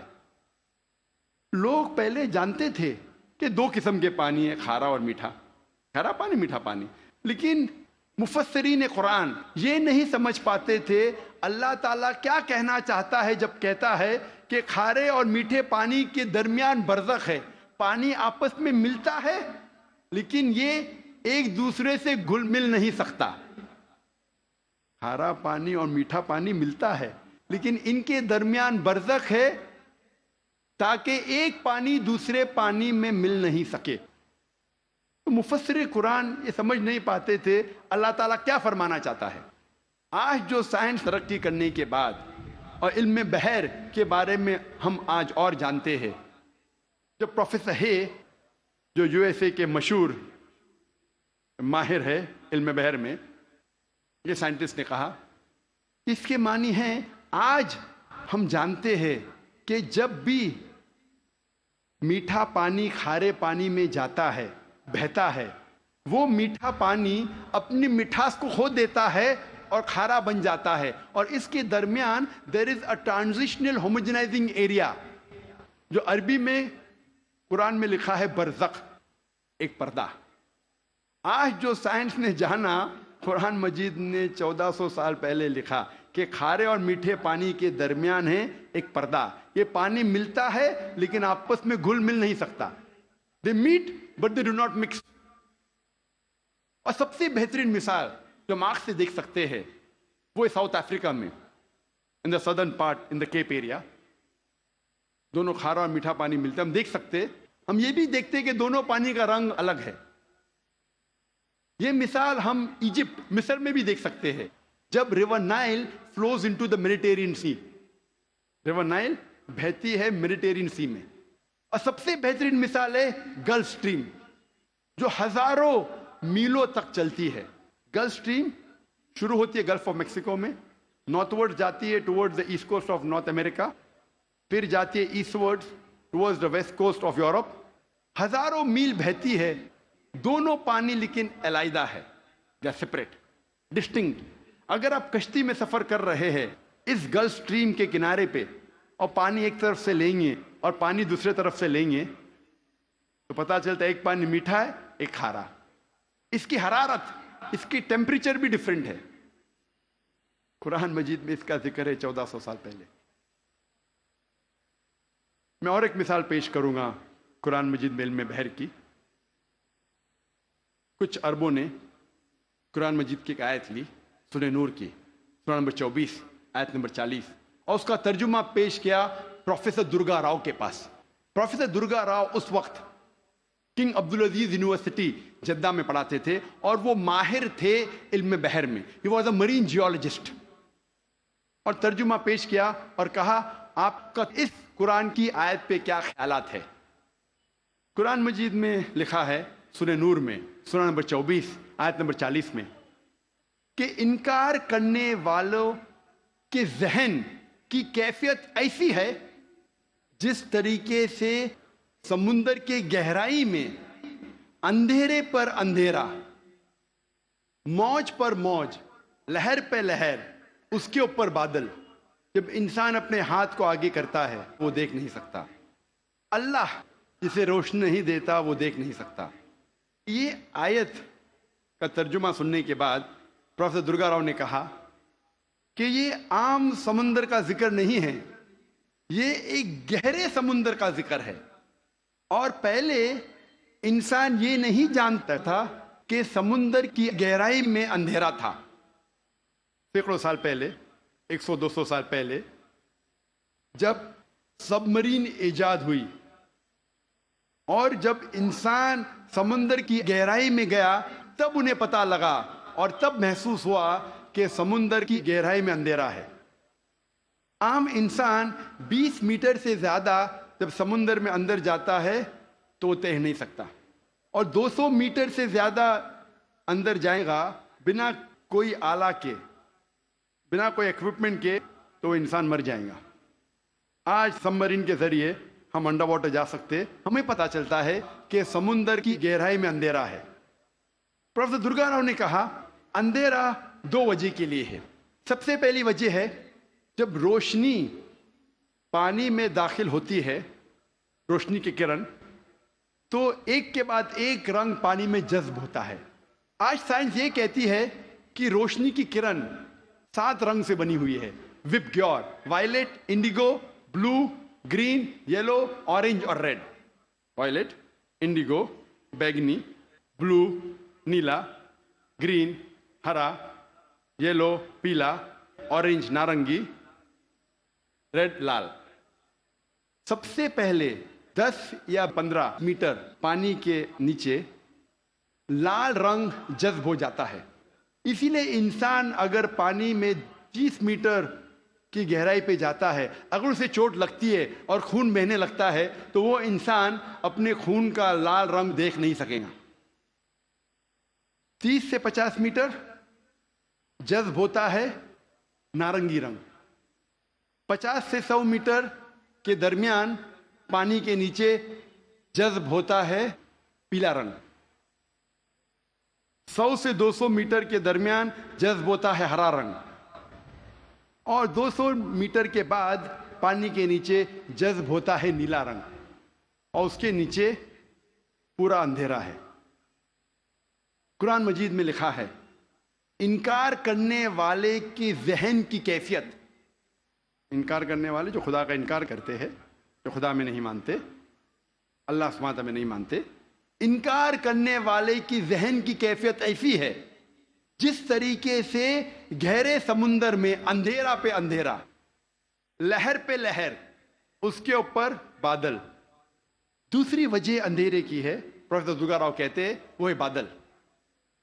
جب سورج کی روشنی آتی ہے کئی بار بادل اس روشنی کو جذب کر لیتا ہے، اس لیے بادل کے نیچے ہم دیکھتے ہیں اندھیرا، اور جو روشنی بادل کے ذریعے جذب نہیں ہوتی اور جب سمندر میں جاتی ہے، کئی بار جو سمندر کے اوپر لہریں ہیں وہ لائٹ ریز کو ریفلیکٹ کرتی ہے، اور جو لائٹ ریز، جو روشنی کی کرن ریفلیکٹ نہیں ہوتی وہ سمندر میں داخل ہوتی ہے، اور جیسے میں نے کہا ایک رنگ کے بعد ایک رنگ جذب ہوتا ہے۔ ان قرآن مجید میں لکھا ہے انکار کرنے والے کی ذہن کی کیفیت ایسی ہے جس طریقے سے گہرے سمندر میں اندھیرے پہ اندھیرا، لہر پہ لہر۔ اس کی کیا معنی؟ لہر پہ لہر۔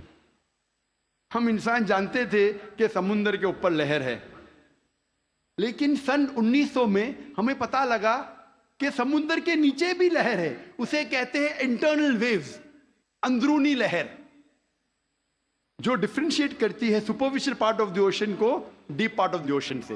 یہ اندرونی لہر تقسیم کرتی ہے سمندر کو اوپری سے اور اندرونی حصے میں۔ اوپری حصہ superficial part is lit up and warm, گرم ہوتا ہے اور اس میں روشنی ہوتی ہے۔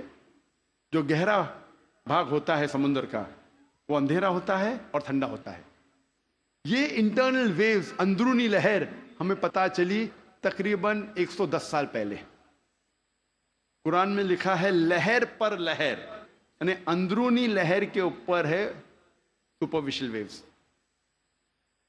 اسی لیے مچھلیاں بھی جب گہرائی میں جاتی ہے وہ دیکھ نہیں سکتی، اپنی خود کی روشنی لے جاتی ہے۔ Due to chemical reaction مچھلی خود کی روشنی کے ذریعے دیکھ سکتی ہے گہرے اندھیرے میں۔ प्रोफेसर दुर्गा राव ने कहा कि ये किताब कुरान मजीद इंसान की लिखी हुई किताब हो ही नहीं सकती। और प्रोफेसर दुर्गा राव ने कहा ये किताब खुदा की तरफ से है। अब हम जिक्र करेंगे इल्म हयातियात, बायोलॉजी के बारे में। कुरान मजीद में अल्लाह ताला फरमाते हैं सूरह अंबिया में सूरा नंबर 21 आयत नंबर 30, जिस आयत की तिलावत की मैंने इस तकरीर के पहले, उसके आखिरी भाग में अल्लाह ताला फरमाते वजअलना मिनल माई कुल्ला शैइन है अफला युमिनून, हमने हर जानदार चीज को पानी से बनाया। आप सोच सकते हैं 1400 साल पहले रेगिस्तान में जहाँ पानी की किल्लत थी, वहाँ कुरान मजीद में लिखा है हर जानदार चीज हमने पानी से बनाई। कौन उसे मान सकता था उस वक्त? आज जब साइंस तरक्की करने के बाद हमें पता चलता है कि हर जानदार चीज में सेल है, उसका बेसिक पार्ट है साइटोप्लाज्म, जिसमें 80% पानी है,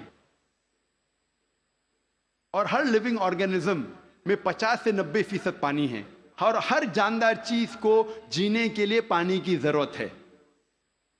कुरान मजीद में लिखा है सूरह नूर में सूरा नंबर 24 आयत नंबर 45 में हमने हर जानवर को पानी से बनाया। कुरान मजीद में लिखा है सूरह फुरकान में सूरा नंबर 25 आयत नंबर 54 में हमने हर इंसान को पानी से बनाया है। अब हम जिक्र करेंगे इल्म नबातात का। नबातात के मानी है बॉटनी। हमें पहले ये नहीं पता था कि पेड़ पौधे में भी जिन्स है, मुअन्नस और मुज़क्कर। ये हाल ही में जब साइंस तरक्की का हमें पता चला कि पेड़ पौधे में भी मुज़क्कर और मुअन्नस है, जिन्स है। कुरान मजीद में इसका जिक्र है सूरह तहा में सूरा नंबर 20 आयत नंबर 53 में, आयत नंबर 53 में अल्लाह सुब्हानहू व तआला आसमान से पानी बरसाता है और इसके जरिए पेड़ और पौधे जोड़ों में पैदा करता है, मुअन्नस और मुज़क्कर। अल्लाह ताला फरमाते हैं सूरह रअद में सूरा नंबर 13 आयत नंबर 3 में कि हर फल हमने बनाया जोड़े में 2 और 2। आप सोच सकते हैं 1400 साल पहले जो हमने हाल ही में जाना कि पेड़ पौधे में भी जिन्स है, मुअन्नस और मुज़क्कर। अल्लाह ताला फरमाते हैं सूरह ज़ारियात में सूरा नंबर 51 आयत नंबर 49 हमने हर चीज जोड़े में बनाई। तो जानदार है या जानदार नहीं है, हर चीज हमने जोड़े में बनाई। मिसाल के तौर पे इलेक्ट्रिसिटी है, फिनोमिना ऑफ इलेक्ट्रिसिटी, उसमें भी जोड़े है, positive and negative, electrons and protons. Quran मजीद में अल्लाह ताला फरमाते हैं सूरह यासीन में सूरा नंबर 36 आयत नंबर 36 में हर चीज जो जमीन से पैदा होती है, हर इंसान को हमने जोड़े में बनाया है, और जो चीज इंसान जानते हैं और नहीं जानते हैं उसको भी हमने जोड़े में बनाया है। अल्लाह ताला फरमाते हैं कि अल्लाह ताला ने सब चीज जोड़े में बनाई।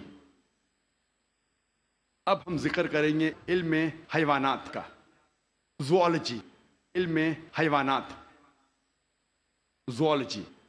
अल्लाह ताला फरमाते हैं कुरान मजीद में सूरह अनाम में सूरा नंबर 6 आयत नंबर 38 में हर जानवर जो जमीन पे चलता है, हर परिंदा जो आसमान में उड़ता है, हमने उन्हें इंसान जैसे ग्रोहों में रहना सिखाया है। We have made them to live in communities like the human beings, the animals and the birds.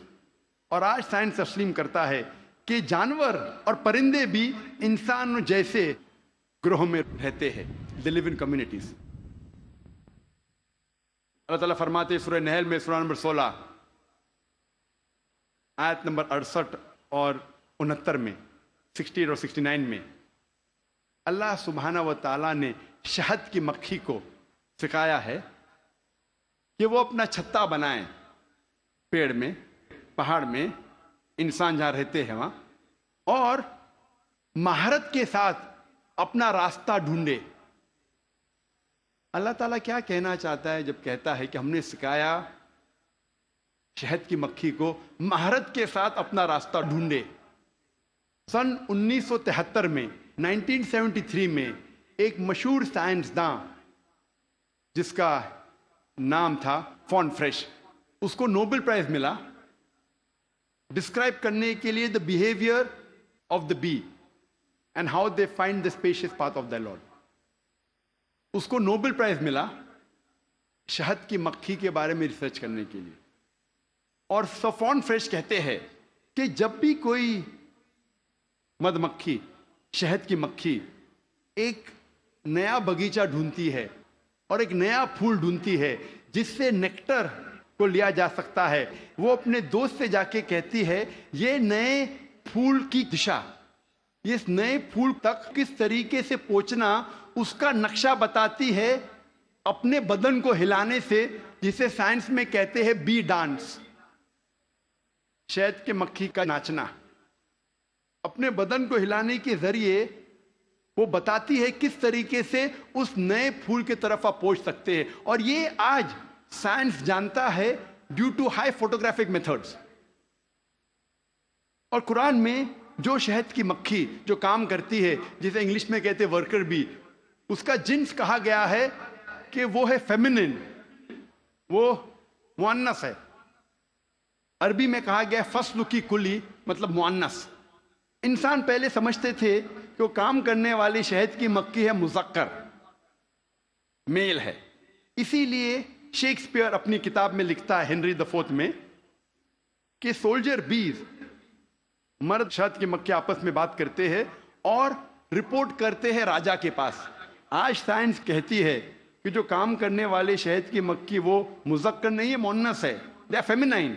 اور وہ راجا کے پاس جا کے رپورٹ نہیں کرتی، وہ رانی کے پاس جا کے رپورٹ کرتی ہے. آپ سوچ سکتے ہیں قرآن مجید 1400 سال پہلے اس ورکر بی کا جنس بھی بتاتا ہے کہ فیمنن ہے، مؤنث ہے. اللہ تعالیٰ فرماتے سورہ عنکبوت میں سورہ نمبر 29 آیت نمبر 41 میں کہ جو لوگ اللہ کے علاوہ جس کو مددگار بناتے ہیں ان کی مثال ہے مکڑی جیسی، لائک اے اسپائڈر.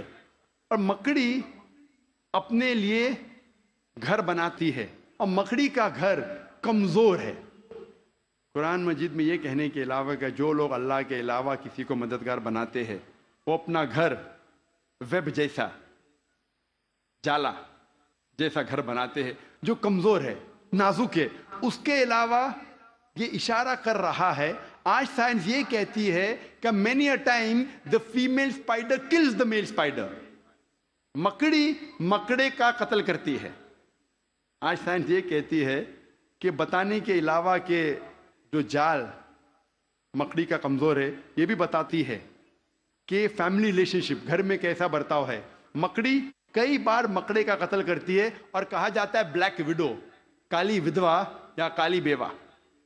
قرآن مجید میں اس کا ذکر ہے 1400 سال پہلے. اللہ تعالیٰ فرماتے ہیں سورہ نمل میں سورہ نمبر 27 آیت نمبر 17 اور 18 میں، سلیمان علیہ السلام کے آگے ان کی فوج تھی، جن کی، انسانوں کی اور پرندے کی. اور جب وہ چوٹی کی وادی کی طرف جا رہے تھے، ایک چوٹی کہتی ہے دوسرے چوٹیوں سے کہ آپ اپنے بل میں چلے جاؤ ورنہ سلیمان علیہ السلام انجانے میں ہمیں کچل لیں گے. لوگ کہیں گے کیسی کتاب ہے یہ قرآن مجید، چوٹی آپس میں بات کر رہے ہیں، یہ تو پریوں والی کہانی ہے. قرآن مجید چوٹی آپس میں بات کرتی ہے. آج سائنس یہ کہتا ہے کہ کوئی بھی جانور، کوئی بھی انسیکٹ جو انسان کے سب سے قریب ہے بیہیویئر میں، جس طریقے سے زندگی بسر کی جاتی ہے، وہ ہے چیٹی. آج سائنس یہ کہتی ہے کہ جس طریقے سے انسان مرنے کے بعد انسانوں کو دفن کرتے ہیں، اس طریقے سے چیٹی بھی مرنے کے بعد دوسرے چیٹی کو دفن کرتی ہے. جس طریقے سے دے سوفسٹیکیٹڈ لیبر، چیٹی کے پاس بھی جب وہ کام کرتے ہیں، مینیجر ہے، سپروائزر ہے، فورمین ہے، ورکر ہے، چیٹی اکثر مل کے بات کرتی ہے. آج سائنس یہ کہتی ہے they have a sophisticated method of communication. ان کے بات چیت کرنے کا طریقہ بہت اعلیٰ درجے کا ہے. سائنس یہ کہتی ہے کہ چیٹی اکثر سامان کا لین دین کرتی ہے سوق میں. They have market places where they exchange goods. ہمارے وہاں سوق ہے نا، کیا کہتے ہیں، مارکیٹ، جہاں ہم لین دین کرتے ہیں. اس طریقے سے چیٹی بھی مارکیٹ ان کی ہوتی ہے خود کی، جہاں لین دین کرتی ہے چیزوں کی. آج سائنس یہ کہتی ہے جب چیٹی کوئی دانہ کو جمع کرتی ہے اور اس دانے میں بڈنگ ہوتا ہے تو چیٹی اس دانے کے بڈ کو کاٹتی ہے، جیسا وہ جانتی ہے کہ budding will cause rotting of the greens. Budding کے وجہ سے وہ دانہ سڑ جائے گا. اور اگر وہ دانہ بھیگ جاتا ہے بارش میں، چیٹی اس دانے کو सूरज की रोशनी में ले आती है सुखाने के लिए, फिर वापस ले जाती है। हम अक्सर देखते हैं चींटियां दाने को लेके जा रही, कहाँ लेके जा रही है?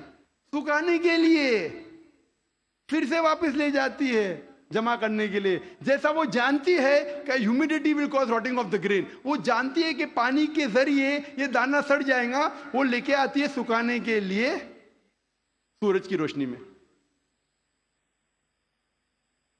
कुरान मजीद चींटी के बारे में जिक्र करता है 1400 साल पहले। अब हम जिक्र करेंगे मेडिसिन के बारे में, तिब के बारे में। और अल्लाह ताला फरमाते हैं सूरह नहल में सूरह नंबर 16 आयत नंबर 68 और 69 में, वर्स 68 और 69 में, कि अल्लाह सुब्हाना व ताला ने आपको पीने की चीज दी है जो शहद की मक्खी के बदन से निकलता है, जिसमें इंसानों के लिए शिफा है। हम पहले ये नहीं जानते थे कि शहद की मक्खी के बदन से मिलता है शहद, वो तो हाल में जानने लगे हम 200 साल पहले, 300 साल पहले। और लिखा है इस शहद में इंसानों के लिए शिफा है। आज हम जानते हैं that honey is rich in fructose and vitamin के, फ्रुक्टोज और विटामिन के में रिच है। और आप ये भी जानते हैं कि हनी में माइल्ड एंटीसेप्टिक प्रॉपर्टी है। इसीलिए वर्ल्ड वॉर 2 में रूस के सोल्जर्स, रशियन सोल्जर्स, जब जख्म होता था वो जख्म पे लगाते थे शहद, और शहद के जरिए जख्म अच्छा होता था without living in scar tissue. और क्योंकि शहद में डेंसिटी है, गाढ़ा है, उसके वजह से बैक्टीरिया और फंगस उस जख्म में नहीं उगता था। और अगर कोई आदमी को एलर्जी है कोई झाड़ या पौधे से, उस पौधे और झाड़ से बना हुआ शहद उस इंसान को देंगे तो वो इंसान को उस एलर्जी से रेजिस्टेंट डेवलप होगा। अब हम जिक्र करेंगे फिजियोलॉजी के बारे में। कुरान मजीद 600 साल नाजिल होने के बाद इब्न नफीस ने हमें बताया ब्लड सर्कुलेशन के बारे में, किस तरीके से खून रगों में दौड़ता है। 400 साल इब्न नफीस के बाद विलियम हार्वी ने दुनिया में मशहूर किया। हम हमारे स्कूल में विलियम हार्वी के बारे में पढ़ते हैं। विलियम हार्वी ने हमें ब्लड सर्कुलेशन सिखाया। इब्न नफीस के बारे में कोई नहीं पढ़ता। इब्न नफीस ने विलियम हार्वी के 400 साल पहले जिक्र किया ब्लड सर्कुलेशन के बारे में, और उसके 600 साल पहले कुरान में इसका जिक्र है। मुख्तसर सा मैं कहूँगा, मुख्तसर सा, इंसान जब खाना खाता है जाता है पेट में, पेट के बाद जाता है अतड़ियाँ में, अतड़ियाँ में से जो फूड सब्सटेंस है वो जाता है खून में, many time via the complex media of liver, और खून के जरिए जिस्म के कई भागों में जाता है, कई आज़ा में जाता है, goes to various organs including mammary glands. वो कई आज़ा में जाता है और जाता है छाती में भी, पिस्तान में भी, जिससे मिलता है दूध। मुख्तसर कुरान मजीद में ब्लड सर्कुलेशन और प्रोडक्शन ऑफ मिल्क के बारे में कहा गया है सूरह नहल में सूरह नंबर 16 आयत नंबर 66 में, आयत नंबर 66। अल्लाह ताला फरमाते हैं कि मेश्वर में, कैटल में, भेड़, बकरी, गाय, बैल, इनमें आपके लिए निशानी है और इनके बदन में से आपको मिलता है पीने के लिए दूध, जो आता है इंटेस्टाइन के कॉन्स्टिट्यूएंट्स और खून के दरमियान से, जो आपके लिए अच्छी चीज है। इसका जिक्र है सूरह मोमिनून में सूरह नंबर 23 आयत नंबर 21 में, कि कैटल में आपके लिए एक निशानी है, इनके बदन से आपको मिलता है दूध और इनमें बहुत से फायदे हैं, उसका गोश्त आप खा सकते हैं। कुरान मजीद में production of milk and blood circulation के बारे में जिक्र है इन अ नटशेल 1400 साल पहले। अब हम जिक्र करेंगे एम्ब्रियोलॉजी के बारे में। एम्ब्रियोलॉजी साइंस का वो भाग है जो खुसूसन जब मां के रहम में बच्चा पैदा होता है और किस तरीके से शुरू होके बढ़ता है, 9 महीने तक तकरीबन मां के रहम में रहता है, उसके स्टडी को कहते हैं अंग्रेजी में एम्ब्रियोलॉजी। मां के रहम में जो बच्चा पैदा होता है, आस्ते आस्ते बढ़ता है, उसके स्टडी को अंग्रेजी में कहते हैं एम्ब्रियोलॉजी। कई अरबों ने जितने भी कुरान मजीद की आयतें हैं जो एम्ब्रियोलॉजी के बारे में जिक्र करती है और हदीस है, उसको इकट्ठा किया और कुरान मजीद की आयत के ऊपर अमल किया। सूरह नहल सूरह 16 आयत नंबर 43 और सूरह अंबिया सूरह नंबर 21 आयत नंबर 7 में अल्लाह ताला फरमाते फसअलू अहल ज़िक्री इन कुंतुम ला तालमून, अगर आप नहीं जानते तो उसके पास जाइए जो माहिर है, उससे पूछिए जो माहिर है, चाहे वो मुस्लिम या गैर मुस्लिम हो। अगर आप नहीं जानते तो उससे पूछिए कुरान के बारे में जो उस फन का माहिर है। तो कई अरबों ने सारी आयतें और हदीस से जो एम्ब्रॉयडरी के बारे में जिक्र करते और ले गए तकरीबन 30 साल पहले, 1980 के पहले, इन 1970s, 30-40 साल पहले, और ले गए प्रोफेसर कीथ मूर के पास। वो मुसलमान नहीं था। प्रोफेसर कीथ मूर उस वक्त सारे दुनिया का सबसे बेहतरीन माहिर था एम्ब्रियोलॉजी में। वो डिपार्टमेंट ऑफ एनाटॉमी का हेड था in university of Toronto Canada में। प्रोफेसर कीथ मूर को सारी आयतों और हदीस का तर्जुमा पेश किए और कहा इसके बारे में आपको क्या कहना है। तो प्रोफेसर कीथ मूर ने कहा कि अक्सर जो कुरान मजीद और हदीस में एम्ब्रियोलॉजी के बारे में लिखा है वो 100% सही है, लेकिन कुछ आयतों के बारे में मैं नहीं कह सकता हूं कि सही है, मैं ये भी नहीं कह सकता हूं कि गलत है, क्योंकि मैं खुद भी नहीं जानता हूं। और दो ऐसे आयत थे, जो पहले दो आयत जो नाजिल की गए थे, सूरह इकरा सूरह अलक सूरह नंबर 96 आयत नंबर 1 और 2, अल्लाह ताला फरमाते इकरा बिस्मि रब्बिकल लज़ी खलक खलकल इंसान मिन अलक, पढ़ो उसके नाम से जो खालिक है, जिसने इंसानों को बनाया है अलका से, खून के लोथड़े से, जोंक से, लीच लाइक सब्सटेंस से।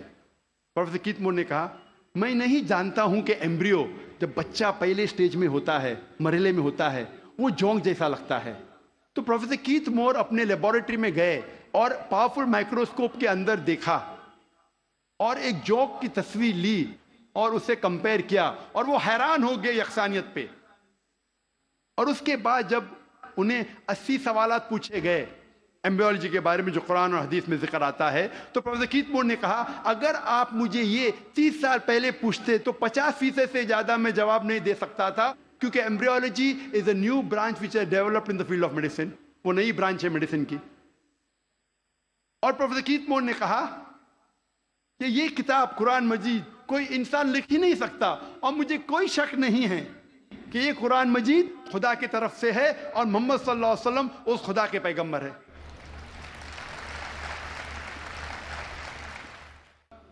अल्लाह ताला फरमाते सूरह तारिक में सूरह नंबर 86 में 86 आयत नंबर 5, 6, 7 में कि इंसान नहीं सोचता वो किससे बना, वो एक सयाल कतरा से बना जो गिरा उस जगह से रीढ़ की हड्डी और पसली के बीच।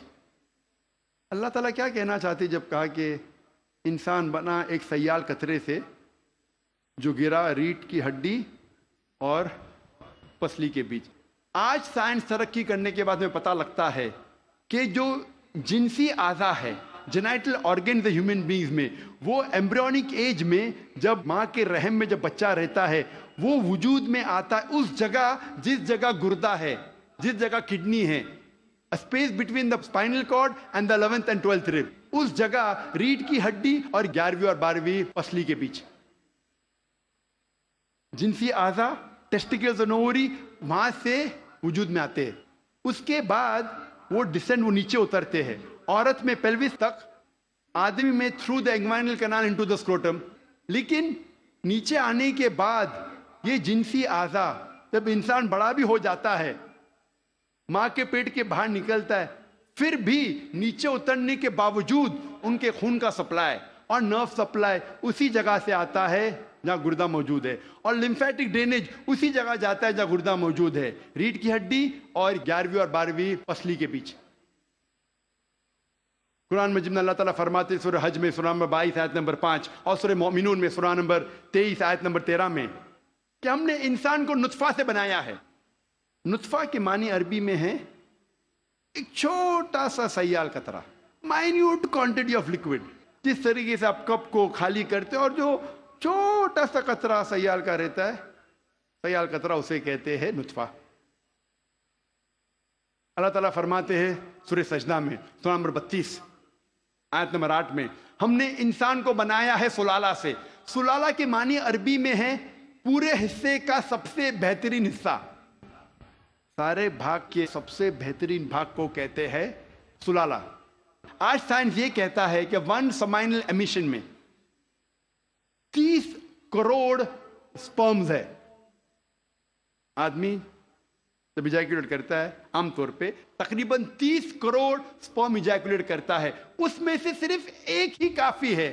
اونلی 1 سپرماٹوزوا، ایک کافی ہے بیضے کو فرٹیلائز کرنے کے لیے، بوجھل کرنے کے لیے، ایک ہی کافی ہے. اس 30 کروڑ میں سے ایک کو قرآن کہتا ہے سلالہ، best part of the whole, سارے حصے کیا سب سے بہترین حصہ.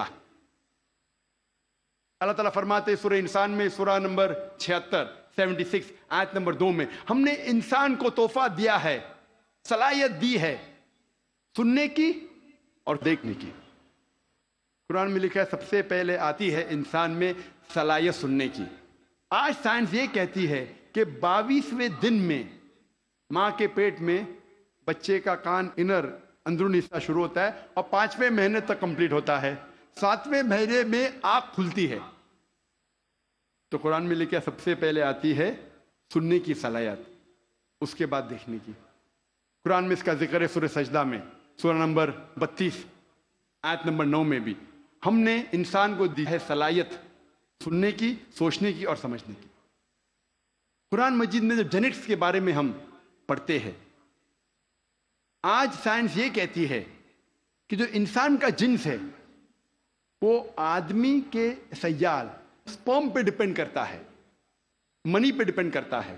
اور اگر 23rd پیئر آف کروموزوم، 23ویں جوڑی کروموزوم کی اگر وہ XX ہے تو ہو جاتی ہے لڑکی، اگر XY ہے تو بن جاتا ہے لڑکا. اور منی ذمہ دار ہے یہ جاننے کے لیے کہ لڑکا یا لڑکی ہے. منی کا اگر X حصہ لیتا ہے فرٹیلائزیشن میں تو بنتی ہے لڑکی، اگر Y حصہ لیتا ہے تو بنتا ہے لڑکا. یہ ہم حال ہی میں جانے. قرآن مجید میں اس کا ذکر ہے 1400 سال پہلے سورہ نجم میں، سورہ نمبر 53 آیت نمبر 45-46 میں اللہ تعالیٰ فرماتے ہم نے انسان کو جوڑے میں بنایا ہے، میل اینڈ فیمیل، جنس میں مذکر اور مؤنث، ایک قطرے سے جو آدمی سے آتا ہے. عربی میں لکھا ہے تمنا. اس کا ذکر ہے سورہ قیامہ میں، سورہ نمبر 75، سورہ نمبر 75 آیت نمبر 37-39. اس میں اللہ تعالیٰ فرماتے ہم نے انسان کو بنایا ہے نطفۃ من منی یمنا، ہم نے انسان کو بنایا ہے آدمی کے منی کے نطفے سے، اور پھر بنا علقات سے مدغہ، اور ان کو جنس ڈالی مرد اور عورت. قرآن میں لکھا ہے یہ سپرم منی رسپانسبل ہے for giving the sex to the child, male اور فیمیل. ہمارے دیش میں اکثر والدین چاہتے ہیں کہ لڑکا پیدا ہو. اگر لڑکی پیدا ہوتی ہے تو ساس کہیں گی بہو سے کہ تو نے لڑکی کو پیدا کیوں کی، لڑکی کو پیدا کیوں کی. لڑکی یا لڑکا ہونا اللہ سبحانہ تعالیٰ کے ہاتھ میں ہے. لیکن اگر کسی کو دوش دینا ہے تو سائنس اور قرآن کہتا ہے کہ لڑکی یا لڑکا ہونے کے لیے مرد کا سپرم منی از ریسپانسبل، مرد کا منی ذمہ دار ہے. تو اگر ساس کو کسی کو دوش دینا ہے تو اپنے بیٹے کو دینا چاہے، بہو کو نہیں، کیونکہ سائنس اور قرآن کہتا ہے کہ سپرم از ریسپانسبل. اللہ تعالیٰ فرماتے ہیں سورہ زمر میں، سورہ نمبر 39 میں آیت نمبر 6 میں کہ ہم نے انسان کو ماں کے رحم میں بنایا. مرحلے کے بعد دوسرے مرحلے میں stages after stages, in 3 veils of darkness, 3 اندھیرے پردوں میں. پروفیسر کیت مور نے کہا یہ 3 پردے اندھیرے کے معنی ہیں اینٹی ایبڈومنل وال، یوٹرائن وال، ایمنیو کوریونک میمبرین. اینٹی ایبڈومنل وال مطلب ماں کے آگے کی پیٹ کی دیوار، یوٹرائن وال مطلب رحم کی دیوار، اور ایمنیو کوریونک میمبرین. قرآن مجید میں ایمبریولوجیکل سٹیجز، کس طریقے سے بچہ آہستے آہستے بڑھتا ہے، ماں کے رحم میں پلتا ہے اور بڑا ہوتا ہے، اس کا تفصیل سے ذکر کیا گیا قرآن مجید میں کئی آیتوں میں.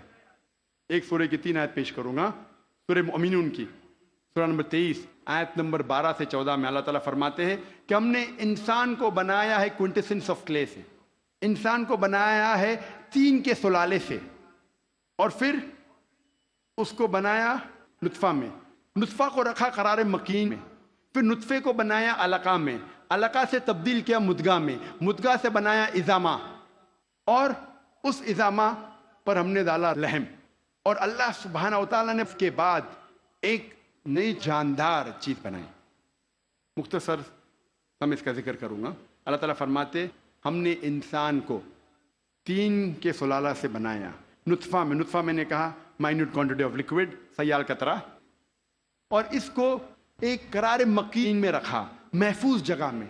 करारे मकीन, महफूज जगह। हम जानते हैं, साइंस कहता है कि माँ के रहम में जब बच्चा है वो पीछे के हिस्से से रीढ़ की हड्डी से प्रोटेक्टेड है, महफूज है, पोस्टीरियर मसल से, और आगे से एंटी एब्डोमिनल वॉल और यूट्राइन वॉल से। हमने फिर बनाया अलका में। अलका के 3 मानी हैं, एक है जोंक, दूसरा है खून का लोतड़ा, और तीसरा है टू क्लिंग, मतलब चिपक के लटकना। अलका के 3 मानी। एक मानी का जिक्र मैं कर चुका हूं कि जोंक है, लीच लाइक सब्सटेंस।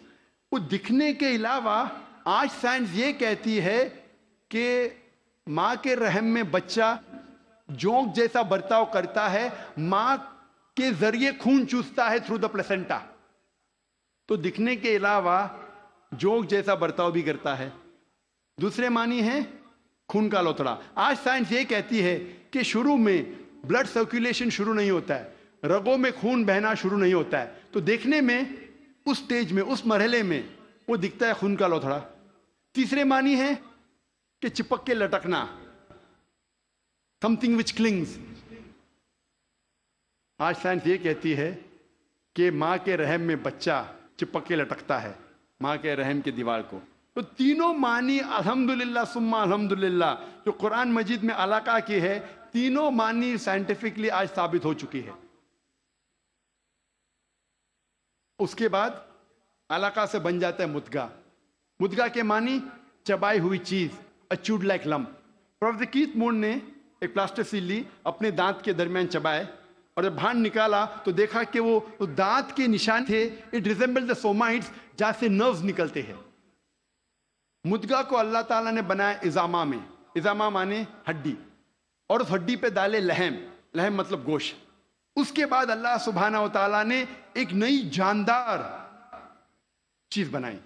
इसके मानी है, आज साइंस ये कहता है कि इस मरहले तक जितने बाकी जानदार चीजें, मिसाल के तौर पे खरगोश, मछली, इंसान, उसका मरहला यकसा है। इसके बाद इंसान का मरहला, स्टेज डिफरेंट है, अलग है, और हमें दिखता है सिर, हाथ, पैर इंसान के। जब ये सारी आयतों का जिक्र प्रोफेसर कीथ मूर के सामने रखा, प्रोफेसर कीथ मूर ने कहा, 80 सवाल जब उन्हें पूछे गए थे, उन्होंने कहा ये सब तो मुझे साइंस ने अब भी तरक्की किया मालूम पड़ा, और जो भी नई चीज उन्हें मिली कुरान के जरिए, हदीस के जरिए, उनने अपनी नई किताब में दाखिल किया, और उन्होंने लिखा the 3rd addition of the developing human. मैं जब मेडिकल कॉलेज में था, हमें अगर अच्छे मार्क्स मिलना चाहिए तो हम रिफर करते थे किताब प्रोफेसर कीथ मूर की, डेवलपिंग ह्यूमन। अगर जस्ट पास होने गए तो हम रिफर करते थे इंदरबीर सिंह, जस्ट पास होने के। एम्ब्रियोलॉजी में अगर हम अच्छे मार्क्स चाहते, हम रिफर करते थे किताब प्रोफेसर कीथ मूर की, डेवलपिंग ह्यूमन। जब मैं मेडिकल कॉलेज में था उस वक्त मुझे किताब नहीं मिली। द 3rd एडिशन, उनने नई चीज जो मिली कुरान और हदीस के जरिए, उन्हें अपनी किताब में दाखिल की, जिसके लिए उन्हें अवार्ड मिला था best medical book written by single author in that year. सबसे बेहतरीन तिब की किताब जो किसी एक लेखक ने लिखी, और ये किताब का तर्जुमा कई जबानों में हो चुका है। अल्लाह ताला फरमाते हैं सूरह हज में, सूरह नंबर 22 आयत नंबर 5 में, कि हमने इंसान को बनाया अलका से, अलका से बनाया मुद्गा, कुछ आज़ा बने हुए, कुछ नहीं बने हुए, सम organ formed, some not formed. जब ये आयत का तर्जुमा दिखाया गया था प्रोफेसर मार्शल जॉनसन को, जो Thomas Jefferson university Philadelphia USA के जो डीन थे, उन्होंने कहा अगर इस मरहले पे हम कहेंगे कि ये पूरा इंसान है, पूरे आज़ा बने हुए हैं, तो गलत है, कुछ आज़ा नहीं बने। अगर हम कहेंगे ये पूरा इंसान नहीं है, तो ये गलत है कि कुछ आज़ा बने हैं। तो कुरान मजीद में जो तफसील से जिक्र आता है कि सम organ formed, some not formed, इससे बेहतरीन डिस्क्रिप्शन कोई मेडिकल किताब में आपको नहीं मिलेगी। Partly formed and partly unformed, some cell differentiated, some undifferentiated. वक्त की किल्लत होने की वजह से सिर्फ और 2 साइंटिफिक हक़ाइक़ को पेश करूंगा मैं। अल्लाह ताला फरमाते सूरह क़यामा में, सूरा नंबर 75, सूरा नंबर 75, आयत नंबर 3 और 4 में, इनकार करने वाले जब कहेंगे अल्लाह सुब्हाना व तआला आखिरत के दिन में हमारी हड्डियों को कैसे जोड़ेगा। हम जानते हैं मरने के बाद दफन हो जाते, हड्डियां मिट्टी में मिल जाती है, डिसइंटीग्रेट होती है, तो अल्लाह ताला आखिरत में हमारी हड्डियों को कैसा इकट्ठा करेगा, कैसे हमें पहचानेगा। अल्लाह ताला कहता है कि उनसे कहो कि अल्लाह सुब्हाना व तआला सिर्फ हड्डियों को इकट्ठा नहीं कर सकता, लेकिन आपकी उंगलियों के पोर पोर को फिर से बना सकता है। अल्लाह ताला क्या कहना चाहते हैं कि हड्डियों को सिर्फ इकट्ठा नहीं कर सकता, लेकिन आपकी उंगलियों के पोर पोर को फिर से इकट्ठा कर सकता है।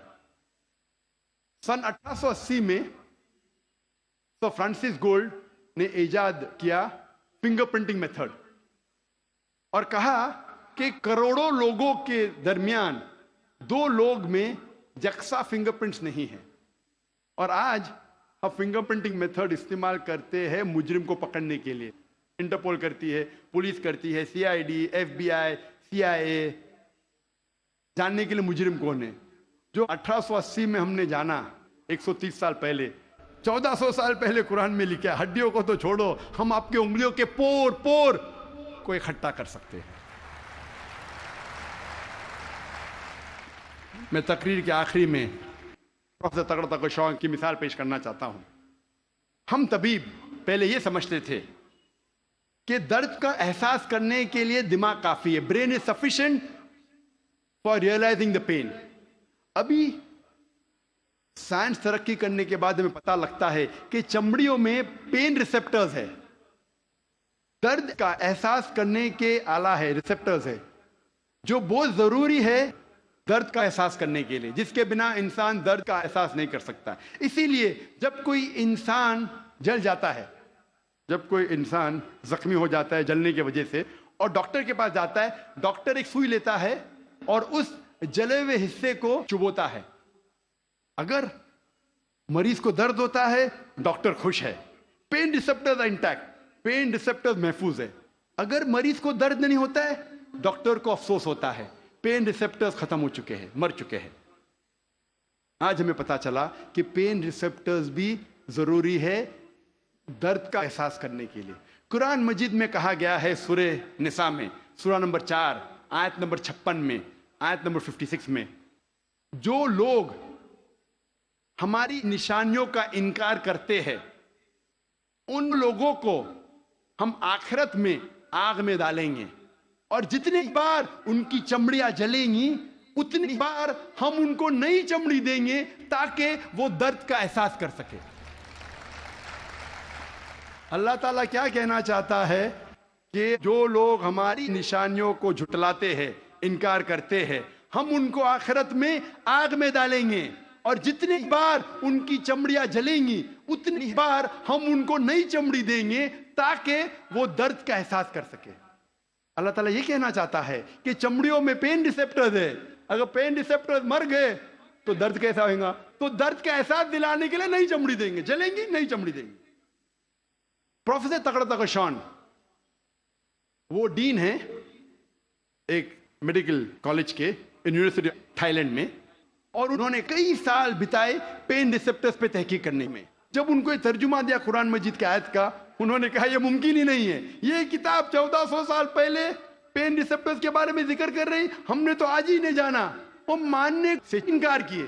फिर उसके बाद जब तहकीक की, दूसरे साइंटिस्ट, साइंसदान से चेक किया का तर्जुमा सही था, इतने मुतासिर हुए कि 8वीं कॉन्फ्रेंस रियाद में, साइंटिफिक साइंस ऑफ कुरान में, उस कॉन्फ्रेंस के बीच ही प्रोफेसर तगड़ा तगड़ा शॉन ने शहादत दी और कहा ला इलाहा इल्लल्लाह मुहम्मद रसूलुल्लाह, ना कोई माबूद अल्लाह के अलावा, और उसके आखिरी पैगंबर मोहम्मद सल्लल्लाहु अलैहि वसल्लम में। व आखिर दावाना अल्हम्दुलिल्लाहि रब्बिल आलमीन।